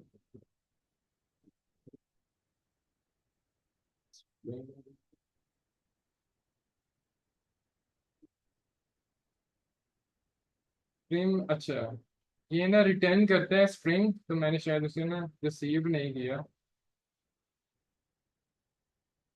तो मैं इसको जरा रिसीव भी कर लेता हूँ। मुझे इसे लिखना था MSG इज इक्वल टू ये, ताकि जो जिसको भी वो ट्रिम करे ना तो उसके अंदर ओवरराइड भी कर दे। उसने ओवरराइड नहीं किया, पुरानी वाली इसलिए चल रही थी। ठीक है। उसी तरह जो भी आपके फंक्शन है उनकी आपने रिटर्न टाइप जरूर देखनी है। अभी मैंने ये जो काम किया ये देखें, आपने उसने ट्रिम कर दिया। अब उसने एक्स्ट्रा स्पेस नहीं दिखाई है आपको। ठीक है, तो इस तरह आप ट्रिम कर सकते हो। लेट्स सी कि मैं आपको ना जितने भी फंक्शंस हैं उनको एक्सप्लोर कैसे करना है उसके बारे में बताता हूँ। फॉर एग्जांपल आपने लिखा MSG डॉट करके, मैंने ये वाला फंक्शन देखा, तो ये जो चीज़ें आपके राइट साइड पे आ रही हैं इसे कहते हैं रिटर्न टाइप। और जो इसके अंदर आर्गुमेंट्स होंगे वो इसकी टाइप अंदर लिखी होगी। ठीक है। फॉर एग्जांपल मैंने लिखना है यहाँ पे कोई और फंक्शन देखता हूँ मैं, गेट बाइट्स है टू लोअर। टू लोअर में अगर मैंने कन्वर्ट करना है, टू अपर में कन्वर्ट करना है, तो ये मुझे कह रहा है कि ये क्या करेगा, जो भी आप स्ट्रिंग उसमें पास करोगे ना तो ये रिटर्न करेगा आपको स्ट्रिंग। तो लेट्स सी मैं इसको ना चेक करके देखता हूँ। MSG is equal to MSG dot to lower case. ठीक है, टू लोअर केस करोगे तो ये मुझे, क्योंकि स्ट्रिंग रिटर्न कर रहा था इसलिए मैंने इसको कन्वर्ट कर दिया। ठीक है। कुछ ऐसे फंक्शंस हैं जो जिनकी रिटर्न टाइप होगी, और कुछ ऐसे हैं जिनकी रिटर्न टाइप नहीं होगी। तो आपने देख लेना है किसकी रिटर्न टाइप है। फर्दर डॉक्यूमेंट, ये मैं डॉक्यूमेंट कैसे ओपन कर रहा हूँ, ये आप डॉक्यूमेंट ओपन कर सकते हैं कंट्रोल प्रेस करके। उसके ऊपर राइट क्लिक करना है आपने, आपने सिर्फ लेफ्ट क्लिक करना है, तो वो वाला डॉक्यूमेंट ओपन हो जाएगा। ठीक है। आप जैसे कंट्रोल प्रेस करके उस पर क्लिक करोगे, डॉक्यूमेंट उसके बारे में पढ़ सकते हो। तो जावा के अंदर डॉक्यूमेंट बहुत, आपको डॉक्यूमेंटेशन बहुत ज़्यादा मिलती है। तो यहाँ पे कुछ और भी फंक्शंस हैं, जैसे मैं यहाँ पे लिख देता हूँ MSG डॉट टू अपर में कर दो, तो अपर केस में कन्वर्ट कर देगा। फिर और भी इसमें देख लेते हैं MSG डॉट ट्रिम, हमने देख लिया, कंकैट देख लिया। और भी जो यूजफुल फंक्शंस है मैं आप दिखाता हूँ आपको। अगर स्ट्रिंग को करेक्टर अरे में कन्वर्ट करना हो तो टू CHR चार अरे, ये इसमें कन्वर्ट कर देता है। ये हमें क्या रिटर्न करेगा, लेट्स सी इसको भी देख लेते हैं। तो ये हमें करेक्टर अरे रिटर्न करेगा। ये मैं कैसे देख रहा हूँ, आपने ना होवर करना है, कंट्रोल प्रेस करके होवर करेंगे ना तो रिटर्न टाइम नजर आ जाएगी आपको। जैसे इसकी रिटर्न टाइम मुझे दिखा रहा है करेक्टर अरे है, तो मैं यहाँ पे लिखूंगा CHR करेक्टर अरे एक बना दो। तो ये करेक्टर अरे में सारा मेरा यहाँ पे रिप्रेजेंट हुआ। मैं यहाँ पे फोर लूप लगाता हूँ, बल्कि मैं यहाँ पे आई वाला लगा लेता हूँ। और यहाँ पे मुझे इसका साइज देना है, तो अरे का जो साइज है ना वो आपको इस तरह मिलता है, C डॉट लेंथ का फंक्शन आपको मिल जाता है। ये एट्रीब्यूट, ये क्या करेगा, लेंथ उसकी ना जितनी भी लेंथ होगी, जितने नंबर ऑफ कैरेक्टर्स होंगे वो आपको रिटर्न कर देगा और ऑटोमेटिकली लूप लग जाएगा। तो यहाँ पे आप एक चीज देखोगे कि यहाँ पे अगर मैं इसे प्रिंट कराना चाहूँ तो C के अंदर मुझे आई प्रेस करना है। तो इस तरह करके मैं पूरे के पूरी करेक्टर स्ट्रिंग को करेक्टर में अरे में कन्वर्ट किया और उसे प्रिंट करवा सकता हूँ।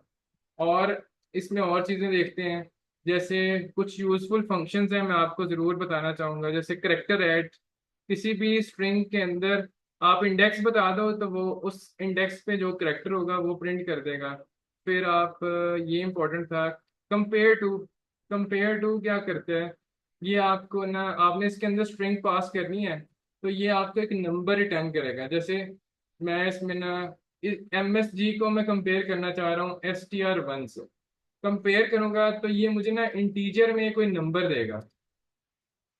वो नंबर अगर तो, ये मैं जरा थोड़ा सा ऊपर करके आपको दिखा दूं, n अगर तो इक्वल इक्वल इक्वल टू 0, यहाँ मैं कमेंट करके दिखा दूं आपको, अगर तो n 0 के इक्वल होगा तो strings both strings are equal, दोनों स्ट्रिंग इक्वल होंगी।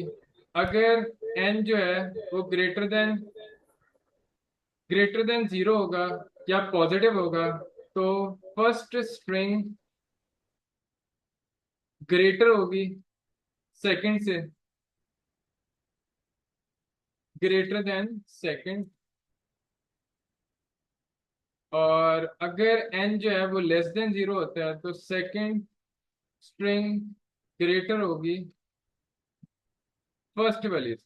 ठीक है, तो ये कंपैरिजन इस तरह करते हैं। एक कंपेयर टू भी है और एक कंपेयर इग्नोर भी आता है। इसमें केस इग्नोर कर देता है, कैसी, यानी केस सेंसिटिव नहीं रहेगा। ठीक है, और भी फंक्शंस को देखते हैं, यहाँ पे एक्सप्लोर जरूर करिएगा, मैं आज टास्क भी दूंगा इसके बारे में। MSG डॉट, फिर फर्दर मैं और भी आपको फंक्शंस दिखाता हूँ इसमें, और फंक्शन जो यूजफुल हैं, जो हमें आगे जरूर यूज होंगे, जैसे कंटेन्स का फंक्शन है। यहाँ पे आपने करेक्टर सीक्वेंस कोई भी डालना है, ठीक है, तो वो आपको बता देगा ये ट्रू है या फॉल्स है। ठीक है, कोई भी करेक्टर सीक्वेंस आप डाल सकते हो। जैसे मैं कहता हूँ कि क्या इसके अंदर सी है, और आपके पास एंड्स विद स्टार्ट विद, ये आपके पास है, ये भी मैं लिख के दिखा देता हूँ।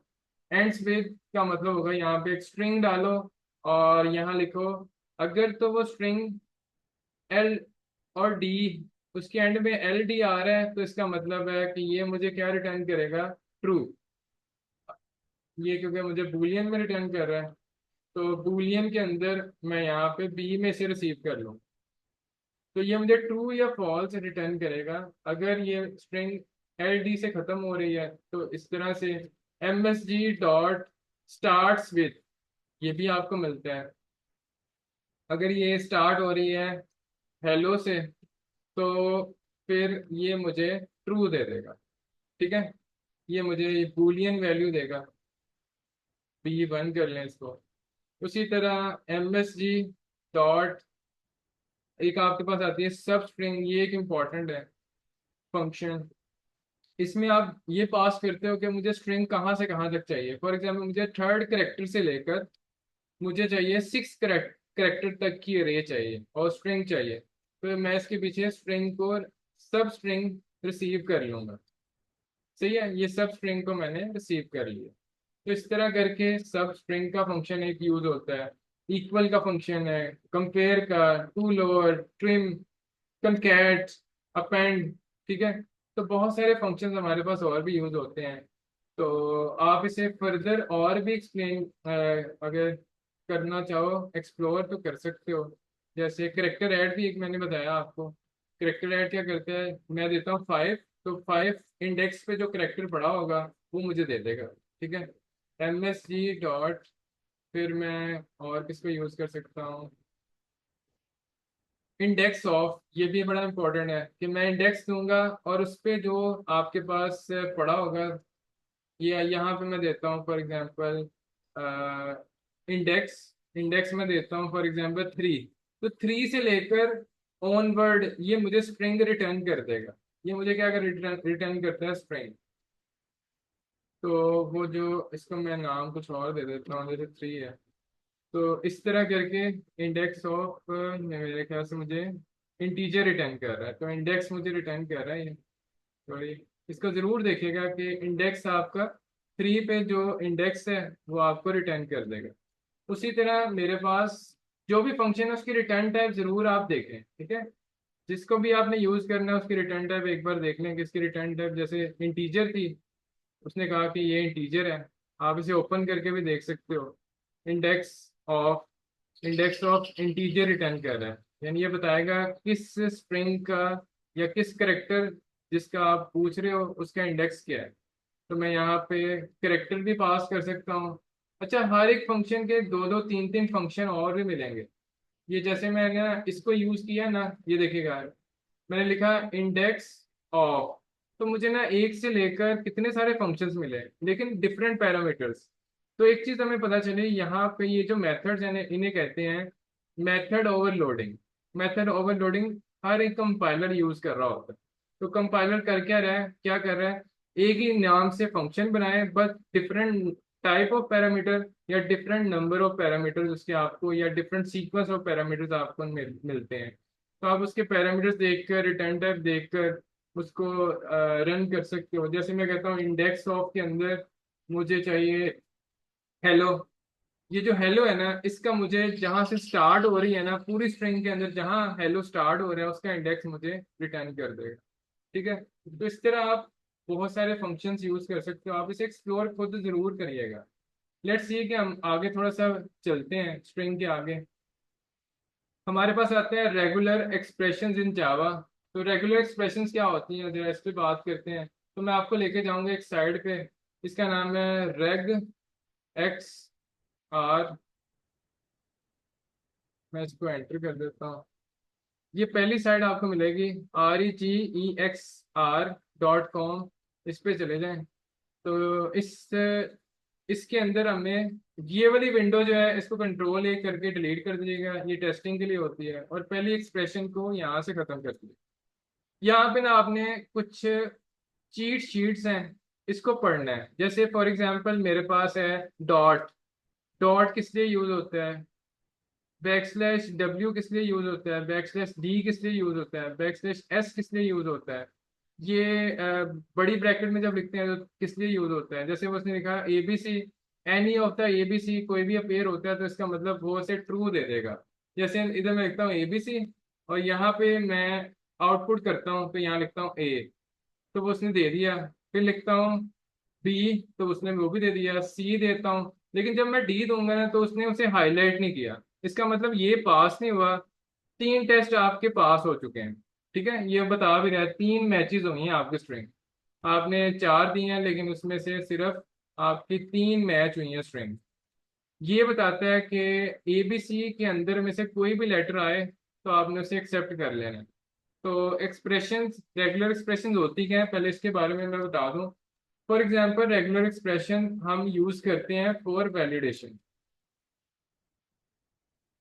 Regular expressions used for validation. For example आपने ना एक फॉर्म बनाया, मेरे पास एक रजिस्ट्रेशन का फॉर्म है, और उसके अंदर मैं उससे ले रहा हूँ CNIC। तो यूजर से मैं कहता हूँ CNIC अपना एंटर करो, तो वो कुछ ऐसे एंटर करेगा 352029438795 तो इस तरह अगर एंटर करते हैं तो मैं कहता हूँ कि ना आपने डैशेस भी साथ लगाओ, ये माइनस का साइन लगाओ, फिर यहाँ पे माइनस का साइन लगाओ। ठीक है। तो ये डैशेस के साथ CNSC लिखोगे तब मैं इसे वैलिड कहूंगा। अगर डैशेस के साथ नहीं होगा तब मैं इसे इनवैलिड कहूंगा। ठीक है। तो मैं इस तरह की चीज को जब वैलिडेट कर रहा होता हूँ तो मुझे एक्सप्रेशन लिखनी पड़ेगी। फॉर एग्जाम्पल मुझे रूल डिफाइन करना पड़ेगा। फॉर एग्जाम्पल मैं कहता हूँ बैकस्लैश D के बाद कितने नंबर ऑफ लेटर्स आए, तो मैं कहूँगा 5 लेटर्स आए, फिर डैश आए, फिर बैकस्लैश D आए, फिर इसके बाद 7 लेटर डिजिट्स आए, नंबर आए, उसके बाद माइनस का साइन आए, फिर डिजिट आए, कितने नंबर ऑफ डिजिट आए, 1 आए। तो ये मेरी जो है ना CNIC की एक्सप्रेशन आ गई। ठीक है। तो मैं इसको थोड़ा सा एक्सप्लेन कर देता हूँ कि बैकस्लैश D डिजिट्स के लिए होता है, उसी तरह बैकस्लैश W जो है वो वर्ड्स के लिए होता है। उसी तरह आपके पास ये है ABC, या ABC की बजाय आप हेलो भी लिख सकते हो। यानी वो देखेगा कि HELLO अगर तो स्ट्रिंग के अंदर आ रहा है या इनपुट के अंदर आ रहा है तो वो एक्सेप्ट कर लेगा, वरना से वो इनवैलिड कहेगा। ठीक है। तो इसके अंदर आप कुछ भी लिख सकते हो, कोई भी लेटर लिख सकते हो।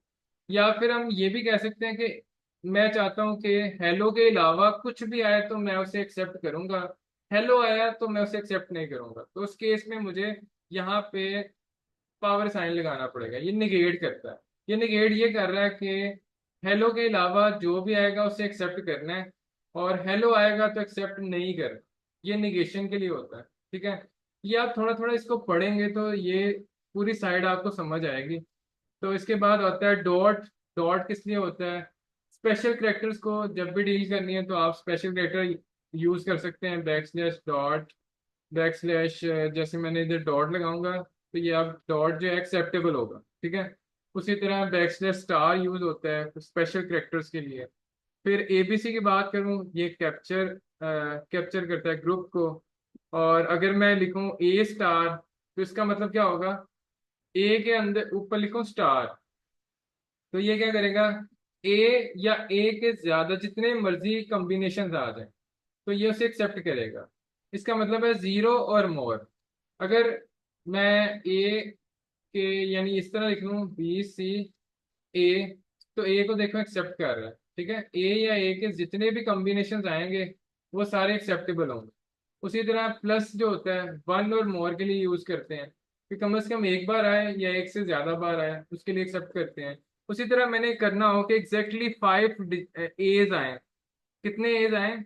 एग्जैक्टली 5, तो इसलिए मैं ब्रैकेट लिख के यहाँ पे 5 लिख दूंगा कि 5 सिर्फ आए। 6 वाले को देखें उसने नहीं किया, 5 वालों को एक्सेप्ट कर लेगा। ठीक है। उसी तरह यहाँ पे मैं लिख सकता हूँ 2 और कॉमा, यानी इसका मतलब होता है कि जितने मर्जी आ जाए, 2 या 2 से ज्यादा आएंगे तब ये उसे एक्सेप्ट कर लेगा। तो मैं अगर एक लिखता हूं ना तो देखें एक्सेप्ट नहीं कर रहा, जैसे मैं दूसरा लिखूंगा एक्सेप्ट कर लेगा। 2 या 2 से ज्यादा के लिए या 3 से ज्यादा के लिए। तो इस तरह करके मैं डिफरेंट कॉम्बिनेशन बना सकता हूँ। इन्हें कहते हैं रेगुलर एक्सप्रेशन। जैसे मैंने लिखा ए बी आए, या फिर ए बी सी आए, या फिर ए बी आए, तब भी एक्सेप्ट कर लेना है। या फिर ए बी आए, तब भी आपने एक्सेप्ट कर लेना है। तो इस तरह आप ना डिफरेंट रूल्स बना सकते हो कि ये इनमें से कोई भी आ जाए ना, ये और का साइन है। इनमें से कोई भी स्ट्रिंग आ गई ना किसी भी कॉम्बिनेशन से तो उसे मैं एक्सेप्ट कर लूंगा, वरना मैं रिजेक्ट कर दूंगा। तो ये हमें कुछ चीज़ें मिल जाएंगी। तो लेट्स सी, मैं ना CNAC जो हमने एक्सप्रेशन बनाई थी उसको जरा लिखते हैं। मैं चाहता हूँ कि पहले डिजिट्स आए। कितने आए? 5। 5 डिजिट्स आए, उसके बाद डैश आए, फिर बैक स्लैश डी आए, फिर 7 डिजिट्स आए, फिर माइनस आए, फिर डिजिट आए, और कितने आए? एक आए। तो लेट्स सी, मैं इधर लिखता हूँ 35202 और 94387955। लेकिन इसने एक्सेप्ट नहीं किया इसको। ये कहेगा इनवैलिड। जब तक मैं इसमें डैशेस नहीं डालूंगा। 5 के बाद डैश आना चाहिए, 7 के बाद डैश आना चाहिए, तो देखें एक्सेप्ट हो गया। इसके अलावा कोई भी लिखूंगा ना तो मुझे एरर देगा वो। तो रेगुलर एक्सप्रेशन हम वैलिडेशन के लिए बनाते हैं। कोई भी फॉर्म को वैलिडेट करना हो, जैसे ईमेल, मैं उससे मांगता हूँ ईमेल। मैं उसे कहता हूँ कि ना आप ना मुझे ईमेल एंटर करो, लेकिन ईमेल इस तरह एंटर करनी है कि सबसे पहले अल्फाबेट्स आए। सबसे पहले ABC कुछ अल्फाबेट्स आ जाएं, उसके बाद @ का साइन आया, फिर जीमेल आए, फिर .com आए। तो इस तरह की एक्सप्रेशन मुझे बनानी है। तो मैं क्या करूँगा, यहाँ पे जाऊँगा और मैं यहाँ लिखूंगा सबसे पहले अल्फाबेट्स आए, और A to Z। अल्फाबेट कहाँ से कहाँ तक स्टार्ट होते हैं? A से Z तक। तो मैं इस तरह करके उसे लिख दूंगा। फिर कैपिटल भी होते हैं और स्मॉल भी होते हैं, तो मुझे ये भी लिखना है ए से लेकर, अगर कोई कैपिटल Z भी आ जाए तो वो भी एक्सेप्टेबल हो। अब इसे जरा जरा चेक करते हैं। ए आ रहा है, एक्सेप्ट हो रहा है, कैपिटल ए आ रहा है, फिर भी एक्सेप्ट हो रहा है। ABC कुछ भी आ रहा है ABC के साथ वो एक्सेप्ट हो रहा है। नंबर या फिर स्पेशल कैरेक्टर डाल रहा हूँ वो एक्सेप्ट नहीं हो रहा, देखें। ठीक है। तो यहाँ पे हम इस तरह से पहले डिफाइन कर ले रहे हैं ABC। जितने मर्जी करेक्टर्स आए, कितने आए जरा इसको भी देख लेते हैं। 1 या मोर, इसमें आप लगा सकते हो कि स्टार का साइन इधर डाल दें, या फिर 1 या मोर। इस तरह करके आप डाल सकते हो। फिर मैं फर्दर इस पे अगर बात करूं तो मैं अब नेक्स्ट ये करना चाह रहा हूँ कि @ का साइन है। अब मैं लिखता हूँ ABC @। तो देखें एक एक्सेप्ट हो रहा है बाकी नहीं हो रहे। ठीक है। तो मैं यहाँ पे ना फिर प्लस का साइन डालूंगा कि वन या एक एबीसी का लेटर जो है ना वो एक या एक से ज्यादा आए और साथ में एट द रेट का साइन हो। ठीक है। उसके बाद मैं लिखता हूँ यहाँ पे जीमेल। तो जीमेल जो है वो एग्जैक्टली जीमेल ही होना चाहिए। जो एग्जैक्ट होना चाहिए उसे आप जीमेल लिख सकते हैं। तो जैसे मैं यहाँ पे लिखा जीमेल तो एक्सेप्ट हो गया। अगर मैं यहाँ लिखता हॉटमेल तो एक्सेप्ट नहीं होगा। याहू लिखूंगा तब भी एक्सेप्ट नहीं होगा। जो चीज आपको एग्जैक्ट चाहिए ना तो वो आप इस तरह लिख सकते हो। ठीक है। फिर मुझे चाहिए डॉट। तो मैं बैक स्लैश डॉट भी डाल सकता हूँ। जैसे यहाँ पे मैंने डाला जी मेल डॉट तो एक्सेप्ट हो गया देखो। इस तरह डॉट भी डाल सकता हूँ, बिना स्लैश के भी डॉट डाल सकता हूँ, वो भी एक्सेप्टेबल है। ठीक है। तो लेट्स सी सही एक्सप्रेशन यही है कि आप बैक स्लैश के साथ स्पेशल कैरेक्टर्स को डालें। उसी तरह मैं डॉट कॉम एग्जैक्टली चाह रहा हूँ तो मैं इस तरह लिख सकता हूँ। अब जब तक ये डॉट कॉम नहीं लिखेगा ना ये एक्सेप्ट नहीं होगा। ठीक है। तो इस तरह मैं एक्सप्रेशन कोई भी बना सकता हूँ। तो इस पे भी मैं आपको टास्क दूंगा। ठीक है। तो एक्सप्रेशन में थोड़ी सी प्रैक्टिस कीजिएगा। अब इसको ना कोड में कैसे करते हैं जरा इस पे बात करते हैं। तो मैं यहाँ पे बनाता हूँ पैटर्न। आपके पास एक क्लास है इसका नाम है पैटर्न और ये यूटिल की क्लास है। यूटिल की एक लाइब्रेरी है हमारे पास। तो इसके अंदर एक क्लास यूज होती है जिसे हम कहते हैं कि पैटर्न को वैल्यूएट करने के लिए हम यूज करते हैं।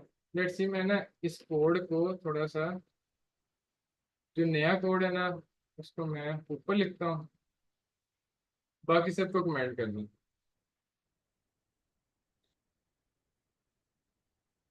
तो यहाँ पे अब हम स्टार्ट करने जा रहे हैं रेगुलर एक्सप्रेशन।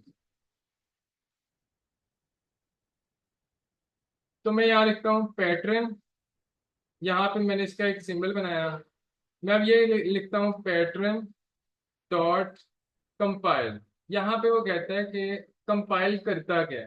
कंपाइल का जो फंक्शन है ना ये कहता है मुझे रेगुलर एक्सप्रेशन आप ऐड करें। मैं उस रेगुलर एक्सप्रेशन को वैल्यूएट करूंगा। तो मैं यहाँ पे ना लिख देता हूँ वही रेगुलर एक्सप्रेशन जो हमने पहले बनाई थी। ठीक है। जो हमने शायद नोट पैड में बनाई थी। मैं यहाँ लिखता हूँ बैक स्लैश, डबल कोट्स में हमेशा लिखना है इसको, बैक स्लैश डी। और फिर पहले मैं लिख लेता हूँ फिर मैं आपको बताता हूँ 5। फिर मैंने लिखा डैश बैक स्लैश डी। फिर 7 डिजिट्स आए। फिर बैक स्लैश डैश आए। फिर बैक स्लैश डी। और फिर एक डिजिट आया। तो इस तरह करके मैंने एक्सप्रेशन लिख ली। अब जब मैंने एक्सप्रेशन लिखी ना तो यहाँ पे एरर आना शुरू हो गया। वो कहते हैं बैक स्लैश एक escape करेक्टर है। तो आपने इसके साथ एक और बैक स्लैश डालना है फिर मुझे समझ आएगा ये क्या है। ठीक है। तो आपने हमेशा डबल बैक स्लैश डालना है इसके अंदर। तो इस तरह करके मैं इसे कंप्लीट कर लूँगा। फिर आपके पास एक और क्लास है जिसका नाम है मैचर। ये मैचर की regular expression Java dot यूटिल dot regular expression इसके अंदर आपको मिलेगी। इसका मैं एक मेथड बनाता हूँ और लिखता हूँ मैचर पैटर्न डॉट मैचर। इसके अंदर मैं लिखूंगा किसके साथ कंपेयर करना। तो लेट्स सी मैं इनपुट देता हूँ 2094387955। तो अब मैं क्या करूंगा, ये जो पैटर्न है ना पैटर्न के अंदर एक आपके पास मेथड होता है मैचर के नाम से। जो भी आपने यूजर से इनपुट लेनी है ना उसको आपने यहाँ पे लिख देना। यूजर से इनपुट कैसे लेते हैं वो भी मैं अभी बताता हूँ। यूजर से इनपुट जो लेनी है उसको मैं यहाँ पे लिखा। अब ये इस रेगुलर एक्सप्रेशन से मैच होगी। तो मैच कैसे करना है इसको, मैं यहाँ लिखूंगा मैचर डॉट मैचेस। तो ये जो मैचेस का मेथड है ना ये मुझे बूलियन में कुछ रिटर्न करेगा। मैं इसे अलग अलग लिख रहा हूँ अभी के लिए, वरना मैं इसे एक लाइन में भी लिख सकता हूँ। ठीक है। तो मैं यहाँ पे लिखता हूँ एस आउट। ये मुझे बी वैल्यू प्रिंट कर दे। अगर तो एक्सप्रेशन मैच हुई तो वो मुझे ट्रू रिटर्न करेगा। अगर एक्सप्रेशन मैच ना हुई तो ये मुझे फॉल्स रिटर्न करेगा। लेट्स सी चेक करते हैं इसको। तो अभी के लिए मेरे पास ट्रू आ रही है लेकिन अगर मैं डैशेस को खत्म करके फिर से इसे टेस्ट करूं, मैं डैशेस खत्म करता हूं, फिर से टेस्ट करने की कोशिश करता हूं, राइट क्लिक किया, रन किया, तो अब ये मुझे फॉल्स दे रहा है। तो इसका मतलब ये एग्जैक्टली वही चीज चेक करता है जो आपने एक्सप्रेशन के अंदर लिखी होती है। ठीक है। जो आपने एक्सप्रेशन में लिखी होगी ये इसी पैटर्न पे से मैच करने की कोशिश करता है। तो ये था रेगुलर एक्सप्रेशन का। ये हमें ना कहाँ पे काम आएगा, जब आप जीयूआई के अंदर फॉर्म्स बनाएंगे ना, रेगुलर एक्सप्रेशन काफी वैलिडेशन में यूज होगी, ठीक है। तो हम इसे आगे जाके यूज भी करेंगे। अभी के लिए मैं इसे बिल्कुल सिंपल रख रहा हूँ, इसमें काफी और भी चीजें हैं, लेकिन फिलहाल मैं इसे सिंपल रख रहा हूँ। आपको इतना अगर पता हो तो हम वैलिडेशन लगा सकते हैं। तो नेक्स्ट हम टॉपिक की तरफ मूव करते हैं। तो इस टॉपिक में हम सीखेंगे डेट टाइप की लाइब्रेरी। तो डेट टाइम किस तरह यूज होता है उस पर बात करते हैं। डेट और टाइम लाइब्रेरी, ये भी यूटिल की लाइब्रेरी है, ठीक है। अभी मैंने जो इंपोर्ट किया है ये देखें, जावा डॉट यूटिल के अंदर रेगुलर एक्सप्रेशन है, ठीक है। इसी तरह आपने किसी भी लाइब्रेरी की सारी फाइलें सारी लाइब्रेरीज को यूज करना हो तो यहाँ पे आप स्टार लगा सकते हो। तो सारी की सारी फिर यूज हो जाती हैं। जैसे अब मैं इसको कमेंट करूँ, अनकमेंट करता हूँ, ठीक है। तो वो फिर ना ये होता है कि आपको इंपोर्ट करनी नहीं पड़ेंगी इस तरह से। जिस तरह मैं इंपोर्ट कर रहा हूँ ना, स्टार लगाने से वो ये ऐड हो जाती है। तो लेट्स से मैं इसके अंदर यूटिल के अंदर ना कुछ और चीज़ें भी एक्सप्लेन करता हूँ। जैसे for example date time library है। आपको लाइब्रेरीज के नाम याद रखने की जरूरत नहीं पड़ेगी, आपने जस्ट क्लास के नाम याद रखना है। जो चीज़ याद रखनी है वो क्लास का नाम है। जैसे मैं लिखता हूँ यहाँ पे पैटर्न, मुझे क्लास का नाम याद होगा ना, मैं जस्ट ये लिखूंगा और ये इंपोर्ट ऑटोमेटिकली हो जाएगी। कंट्रोल एंटर प्रेस करें तो ये इंपोर्ट हो जाती है, ठीक है। तो उसमें कोई परेशानी नहीं। अच्छा, डेट टाइम किस तरह यूज करते हैं। फॉर एग्जांपल मुझे अपने सिस्टम की डेट चाहिए इस टाइम, 24/7/2024, ये मुझे डेट चाहिए सिस्टम की। तो मैं यहाँ लिखता हूँ लोकल डेट डॉट नाउ। इससे मुझे वो रिटर्न कर देता है, जो भी मेरे सिस्टम की डेट होगी ना वो मुझे रिटर्न कर देगा। इसको आप रिसीव भी कर सकते हो। ये जो नाउ का फंक्शन है ना, ये आपको रिटर्न क्या कर रहा होता है, ये स्टैटिक फंक्शन है और मुझे लोकल डेट रिटर्न कर रहा है। तो मैं इसको ना क्या करता हूँ, एस आउट करके ना प्रिंट करा के आपको दिखा देता हूँ। सिस्टम डेट जो भी होगी वो यहाँ पे वो प्रिंट कर देगा। तो यहाँ पे मैंने इसे रन किया तो उसने कहा 24/7/2024। अभी आपके सिस्टम में यही डेट आ रही है, उसने प्रिंट कर दी, ठीक है। तो ये लोकल डेट डॉट नाउ का फंक्शन आपके पास यूज होता है कोई भी डेट को गेट करने के लिए। लेट्स सी इसमें कुछ और एक्सप्लोर करते हैं। लोकल डेट का मैंने एक डेट वेरिएबल बनाया, ये क्लास है, क्लास का मैंने वेरिएबल बनाया। इसको अपने न्यू नहीं करना है, इसमें ज्यादातर मेथड्स जो है ना वो सारे के सारे स्टैटिक है। तो अब मैं यहाँ पे लिखूंगा local date dot of. Of करके मैं यहाँ पे डेट सेट कर सकता हूँ। बाय डिफॉल्ट जो इसमें आप डेट सेट करते हो ना तो वो इस तरह होती है। ईयर आएगा पहले, फिर इसमें डैश आएगी, फिर आएगा मंथ, फिर डैश आएगी, फिर डेट आएगी। इस एक्सप्रेशन पे वो डेट को सेव कर रहा होता है। तो पहले आपने लगाना है 2024, ये ईयर आ गया कॉमा सेपरेटेड। फिर मैं इसमें ऐड करूंगा मंथ। मंथ फॉर एग्जांपल 12वां मंथ है। और मैं इसमें डेट लिख देता हूँ 17 डेट आ गई। तो ये इस तरह डेट आप सेट कर सकते हो, ठीक है। अगर आपको डेट स्ट्रिंग में चाहिए, फॉर एग्जांपल मुझे स्ट्रिंग में डेट चाहिए, तो मैं इसे डेट डॉट करके यहाँ पे आपके पास हो जाता है फॉर्मेट। जो फॉर्मेट है ना, ये फंक्शन मैं आपको जरा दिखा दूं पहले, फिर मैं इसको यूज करता हूँ। तो ये क्या करता है, फॉर्मेट करके ना टू स्ट्रिंग में कन्वर्ट कर देता है। एक आपके पास टू स्ट्रिंग भी है, लेट्स सी इसको भी चेक कर लेते हैं। टू स्ट्रिंग का जो मेथड है वो क्या करता है, अगर मैं टू स्ट्रिंग में से रिप्रेजेंट करूंगा ना तो ये इसमें और उसमें फर्क बताता हूँ आपको। तो उसने क्या किया कि जो भी मैंने डेट दी उसे टू स्ट्रिंग में कन्वर्ट कर दिया। लेट्स सी ये एक सिंपल मेथड है। और कैसे कर सकते हैं वो भी मैं आपको बता देता हूँ। आप लिखोगे स्ट्रिंग डेट 1, और यहाँ पे मैं लिखता हूँ डेट डॉट फॉर्मेट। फॉर्मेट भी स्ट्रिंग में कन्वर्ट करने के लिए यूज होता है। इसमें वो कहता है डेट टाइम फॉर्मेटर। आपने एक क्लास बनानी है, डेट टाइम फॉर्मेटर की क्लास मैंने बनाई। ये क्लास लिख के डॉट करना है, इसका ऑब्जेक्ट नहीं बनाना कहीं भी, ठीक है। तो डॉट करके ना यहाँ पे यूज होता है आइसोलेट, आइसोलेट करना है मैंने डेट डेट को, तो ये स्ट्रिंग में कन्वर्ट कर देता है उसको, ठीक है। अगर आपने ये मेथड यूज ना करना हो, मुश्किल लग रहा है, तो आप फिर सिंपल ये मेथड भी यूज कर सकते हो, डेट डॉट टू स्ट्रिंग में कन्वर्ट कर दो डेट को, ठीक है। उसी तरह कोई डेट ऐसी हो जो स्ट्रिंग में आपने यूजर से ली, मैंने इनपुट करके ना एक स्ट्रिंग ले ली, उस स्ट्रिंग में मैंने ईयर पहले लिखूंगा 2012, फिर मैंने लिखा मंथ, 4 मंथ है, फिर इसके अंदर 8 डाला। ये मेरे पास एक स्ट्रिंग है, मैं इसको कन्वर्ट करना चाह रहा हूँ इनटू डेट, तो मैं लोकल डेट का एक ऑब्जेक्ट बना लेता हूँ, ओबीजे डेट, और इसके अंदर मैं लिखूंगा लोकल डेट डॉट, एक आपके पास पार्स यूज होता है, तो पार्स के अंदर आपने इनपुट पास कर देनी, ठीक है।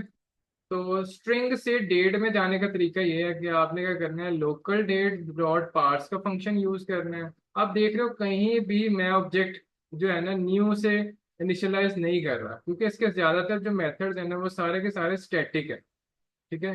क्योंकि डेट जो है ना वो कभी भी चेंज नहीं होती, वो एक बार गेट कर लेते हैं फिर स्टैटिक, इसलिए रखा हुआ है ताकि डेट चेंज ना हो। मैं स्टैटिक आगे पढ़ाऊंगा स्टैटिक फंक्शंस क्या होते हैं, ठीक है। तो ये तो था। अ, अगर मुझे डेट डॉट, अगर मुझे डेट जो चाहिए है वो मुझे चाहिए for example date local date, इसके अंदर एक और भी क्लास यूज होती है डेट टाइम की, ये भी मैं नहीं पढ़ा रहा, ये आगे हम पढ़ेंगे इसको। एक डेट टाइम होती है, एक डेट लोकल टाइम भी यूज होती है, ठीक है। 3 तरह की क्लासेस यूज होती हैं डेट, एक होती है लोकल डेट, फिर एक यूज होती है लोकल टाइम, ये सिर्फ टाइम को गेट करती है, ठीक है। फंक्शन के नाम सेम टू सेम है, जो इसमें यूज हो रहे हैं वो इसमें यूज होंगे। फिर एक होती है लोकल डेट और टाइम, अगर आपको इकट्ठा चाहिए हो तो वो इस तरह, ये क्लास, ठीक है। इन दोनों को हम मजीद जब हम फॉर्म में जाएंगे, जीयूआई में जाएंगे, इसको पढ़ लेंगे। अभी के लिए डेट को पढ़ लेते हैं, कुछ हम इसमें काम भी कर लेंगे। अगर किसी डेट के अंदर कोई चीज़ ऐड करनी हो, डिलीट करनी हो, जैसे मैंने करना है माइनस करना है, जैसे मैंने करना है जो डेट है ना, आज की डेट, डेट के अंदर मेरी आज की डेट है, और आज की डेट में मैंने 1 को माइनस करना है, तो ये मेरा यस्टरडे आ जाएगा। और अगर मैं इसमें मुझे amount to subtract, let's see इसकी टाइप क्या है, मैं ज़रा देख लूँ। हमेशा जब भी यूज़ करें इसकी आप टाइप ज़रूर देख लिया करें। तो टोटल अमाउंट मुझे चाहिए, मैं 10 दिन, और फिर मैं इसको मैं लोकली करता हूँ।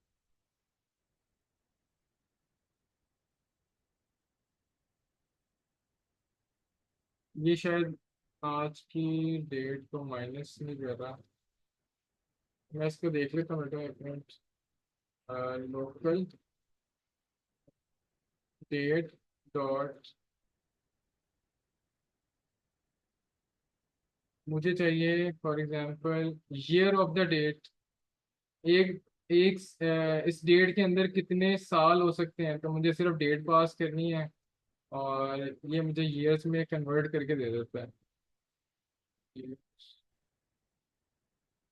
बल्कि इसमें कुछ भी पास नहीं करना, आप लिखना डेट डॉट, ये माइनस वाले को मैं देख लेता हूँ, वो ये वाला माइनस टेम्पररी, इसमें हमने लॉन्ग वैल्यू पास कर लिया, दूसरा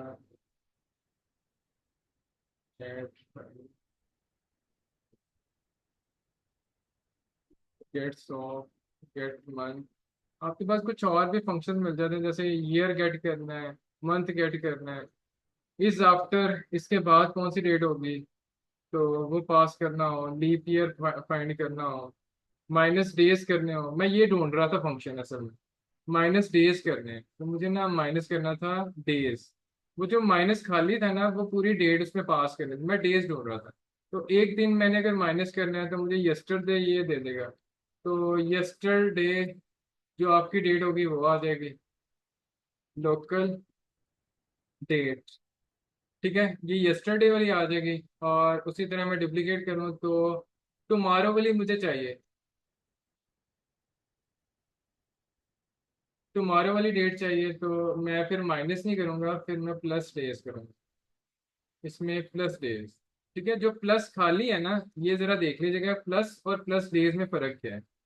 जब आप प्लस डेज प्लस खाली यूज करते हो ना, डेट डॉट प्लस ये यूज करते हो, तो इसमें ना आपको टेम्पररी वो मांगला है कि आपके पास ना जो डेट होनी चाहिए ना उसके नंबर ऑफ डेज कैलकुलेट करके ना वो आपने ऐड करने हैं। एक साल में कितने डेज होते हैं वो जमा करके ना फिर ये प्लस करता है। ठीक है, और ये सिर्फ डे, एक दिन को प्लस करेगा, 2 दिन को प्लस करेगा। ठीक है, थोड़ा ये फर्क है इसमें। तो ये तो था डेट के बारे में। लेट्स सी कुछ और चीजें हमारी रह गई, जैसे इनपुट कैसे लेते हैं, कुछ लोग ये पूछ रहे थे, तो मैं उसके बारे में बता देता हूँ। ये इनपुट कैसे लेते हैं इसके अंदर। टेक इनपुट इन जावा। जावा में इनपुट कैसे लेंगे, तो हमने लिखना है, आपके पास एक क्लास है जिसका नाम है स्कैनर। स्कैनर का कोई भी आप एक ऑब्जेक्ट बनाओगे, न्यू, और स्कैनर को इनिशियलाइज कर दोगे। जावा के अंदर कोई भी ऑब्जेक्ट है ना, कोई भी क्लास है, अगर वो स्टैटिक नहीं है तो आपने उसका ऑब्जेक्ट न्यू करके यूं बना दिया। ठीक है, तो मैंने इसे न्यू करके ऑब्जेक्ट बनाया। इसके अंदर मुझे बताना है कि मैं जो इनपुट ले रहा हूँ ना वो कीबोर्ड से ले रहा हूँ, तो सिस्टम डॉट इन मैं सिर्फ इसमें ऐड कर दूँ। अब मैं लिखता हूँ इनपुट डॉट, मुझे इंटीजर की इनपुट लेनी है तो मुझे लिखना पड़ेगा नेक्स्ट इंट। नेक्स्ट इंट करके मुझे इंटीजर की इनपुट आ जाएगी। ये मुझे क्या करेगा, नंबर के अंदर इनपुट देगा, और एस आउट करके मैं उस नंबर को प्रिंट करा सकता हूँ। लेट्स सी मैं इनपुट लेके दिखाता हूँ।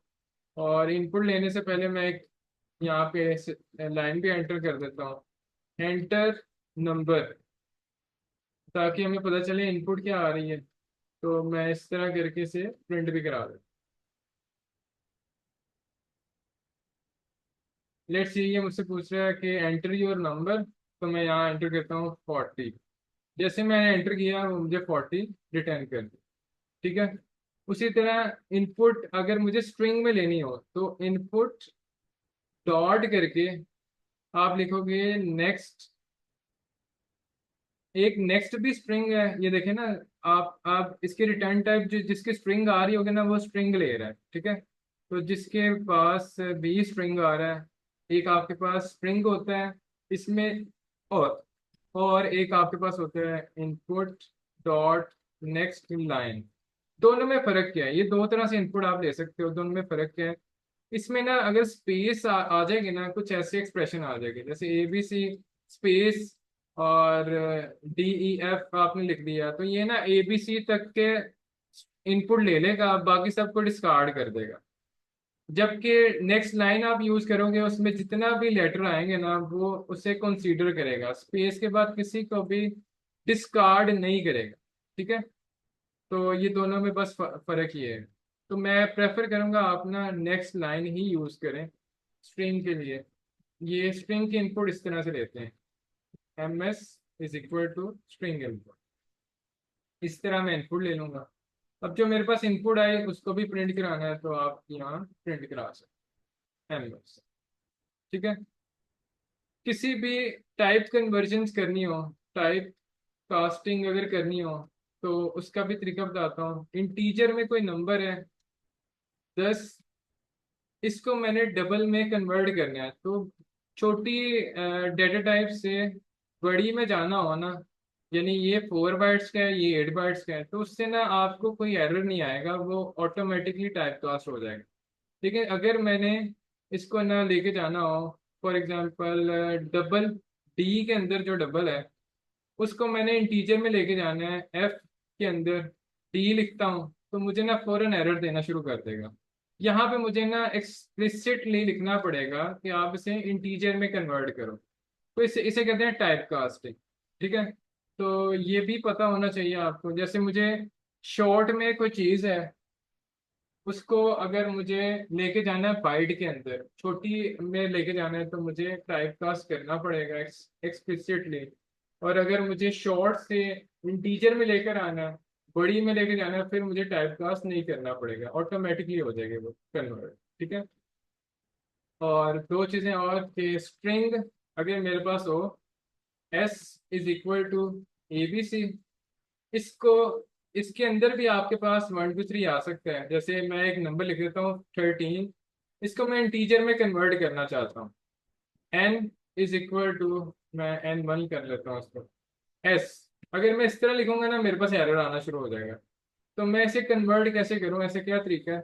तो उसके लिए आप कर सकते हो, मेरे पास इंटीजर, आपके पास एक क्लास है इंटीजर की, डॉट करके पार्स इंट पास कर सकते हो। अब आप क्वेश्चन ये करोगे कि ये सर इंटीजर कहाँ से आ गया, इंट तो खाली INT हम लिखते हैं। तो ये ना असल में क्या चीज़ है, ये बाद में आपको भी बता दूं कि जावा कहता है, Java consider everything everything in object. तो जावा कहते हैं हर चीज ऑब्जेक्ट है। इसलिए उसने ना जितनी प्रिमिटिव डेटा टाइप्स है ना, जितनी भी प्रिमिटिव डेटा टाइप्स, जैसे इंट है, मेरे पास फ्लोट है, मेरे पास बाइट है, जितनी मैंने वैल्यू टाइप आपको बताई थी, वो सारी की सारी वैल्यू टाइप जो है ना, बाइट है, मेरे पास शॉर्ट है, उसी तरह लॉन्ग है, उसी तरह डबल है, उसी तरह करेक्टर है। इन सब वैल्यू टाइप के अकॉर्डिंगली कुछ रैपर क्लासेस पहले से बना दी हुई हैं, तो उसे कहते हैं इंटीजर, इसे कहते हैं फ्लोट, इसे कहते हैं बाइट। ठीक है, इसे कहते हैं शॉर्ट। तो इसकी क्लासेस भी आपको मिलेंगी, ताकि हर चीज जो है ना ऑब्जेक्ट ओरिएंटेड हो। इसलिए जावा ने क्या किया, हर एक, जितनी भी वैल्यू टाइप भी थी ना, उनकी भी उसने क्लासेस बना दी। अब इसको आप यूज कैसे कर सकते हो, आप इंटीजर को इस तरह तो डिक्लेयर कर लेते हो ना, N2 मैंने इस तरह डिक्लेयर करके कुछ वैल्यू पास कर दी। इसमें कैसे, रैपर क्लास में कैसे करेंगे? रैपर क्लास में सिर्फ ये है कि आपको ना इसका ऑब्जेक्ट बनाना पड़ेगा, इंटीजर। इंटीजर के नाम से मैंने एक ऑब्जेक्ट बनाया, इसका नाम दे देते हैं N3 is equal to new करके। आप इंटीजर की वैल्यू यहाँ पे पास कर दोगे। जैसे मुझे 50 रखना है, तो 50 इसमें मैं वैल्यू पास कर दूंगा। एक और चीज के, ये कोई एरर नहीं है, ठीक है, ये कोई एरर नहीं है, ये सिर्फ ये बता रहा है कि ये डेप्रिशिएट हो गया। आप इसे इस तरह में लिखें या ना लिखें, कोई फर्क नहीं पड़ेगा। ठीक है। तो यहाँ पे वो कहते हैं कि N3 डॉट करके ना, यहाँ पे मुझे कुछ अब फंक्शन नजर आना शुरू हो गए। जैसे कंपेयर टू का फंक्शन इंटीजर क्लास में आपको मिल जाता है, इक्वल का फंक्शन मिल जाता है, टू स्ट्रिंग का फंक्शन मिल जाता है। ठीक है। तो मैं किसी भी इंटीजर वैल्यू को स्ट्रिंग में भी कन्वर्ट कर सकता हूँ। ठीक है। तो मैं इसे एस, फॉर एग्जाम्पल ST के अंदर मैं इसे सेव कर लेता हूँ। तो नंबर को मैं स्ट्रिंग में इस तरह भी कन्वर्ट कर सकता हूँ। ठीक है। तो टू स्ट्रिंग का मेथड आपको इंटीजर में मिलता है, इसमें नहीं मिलेगा। देखें N2 डॉट करेंगे ना, तो आपको कुछ भी नहीं, फंक्शन नहीं मिल रहा है। देखें, कोई फंक्शन नहीं मिल रहा आपको। तो इंटीजर की जो क्लास है ना, क्लास में आपको मल्टीपल फंक्शन मिल जाएंगे। जैसे फेमस फंक्शन जो है वो पार्स का फंक्शन, पार्स इंट। अगर पार्स फ्लोट, किसी भी डेटा टाइप में आपने कन्वर्ट करना हो, तो उसके लिए पार्स का फंक्शन यूज होता है, पार्स डबल। तो ये पार्ट्स क्या करते हैं, कन्वर्ट करने के लिए हम यूज करते हैं। जैसे टू स्ट्रिंग है, ये सारे फंक्शंस आपको रैपर क्लासेस में मिलेंगे, वैल्यू टाइप डेटा टाइप में नहीं मिलेंगे। ठीक है। तो आज का लेक्चर हम यहीं पे रखते हैं। तो हमने आज यूटिल की बहुत सारी लाइब्रेरीज के बारे में सीखा। जैसे हमने रेगुलर एक्सप्रेशन के बारे में सीखा, स्ट्रिंग लाइब्रेरी के बारे में सीखा, फिर उसके बाद हमने लोकल डेट टाइम के बारे में सीखा, फिर हमने रेगुलर एक्सप्रेशन के बारे में सीखा। ठीक है। तो अगर किसी का कोई क्वेश्चन है तो पूछें बेटा, फिर हम सेशन को वाइंड अप करेंगे। जी बेटा, किसी का भी क्वेश्चन है तो जरूर पूछें। मैं रिकॉर्डिंग यहीं पर स्टॉप कर देता हूँ और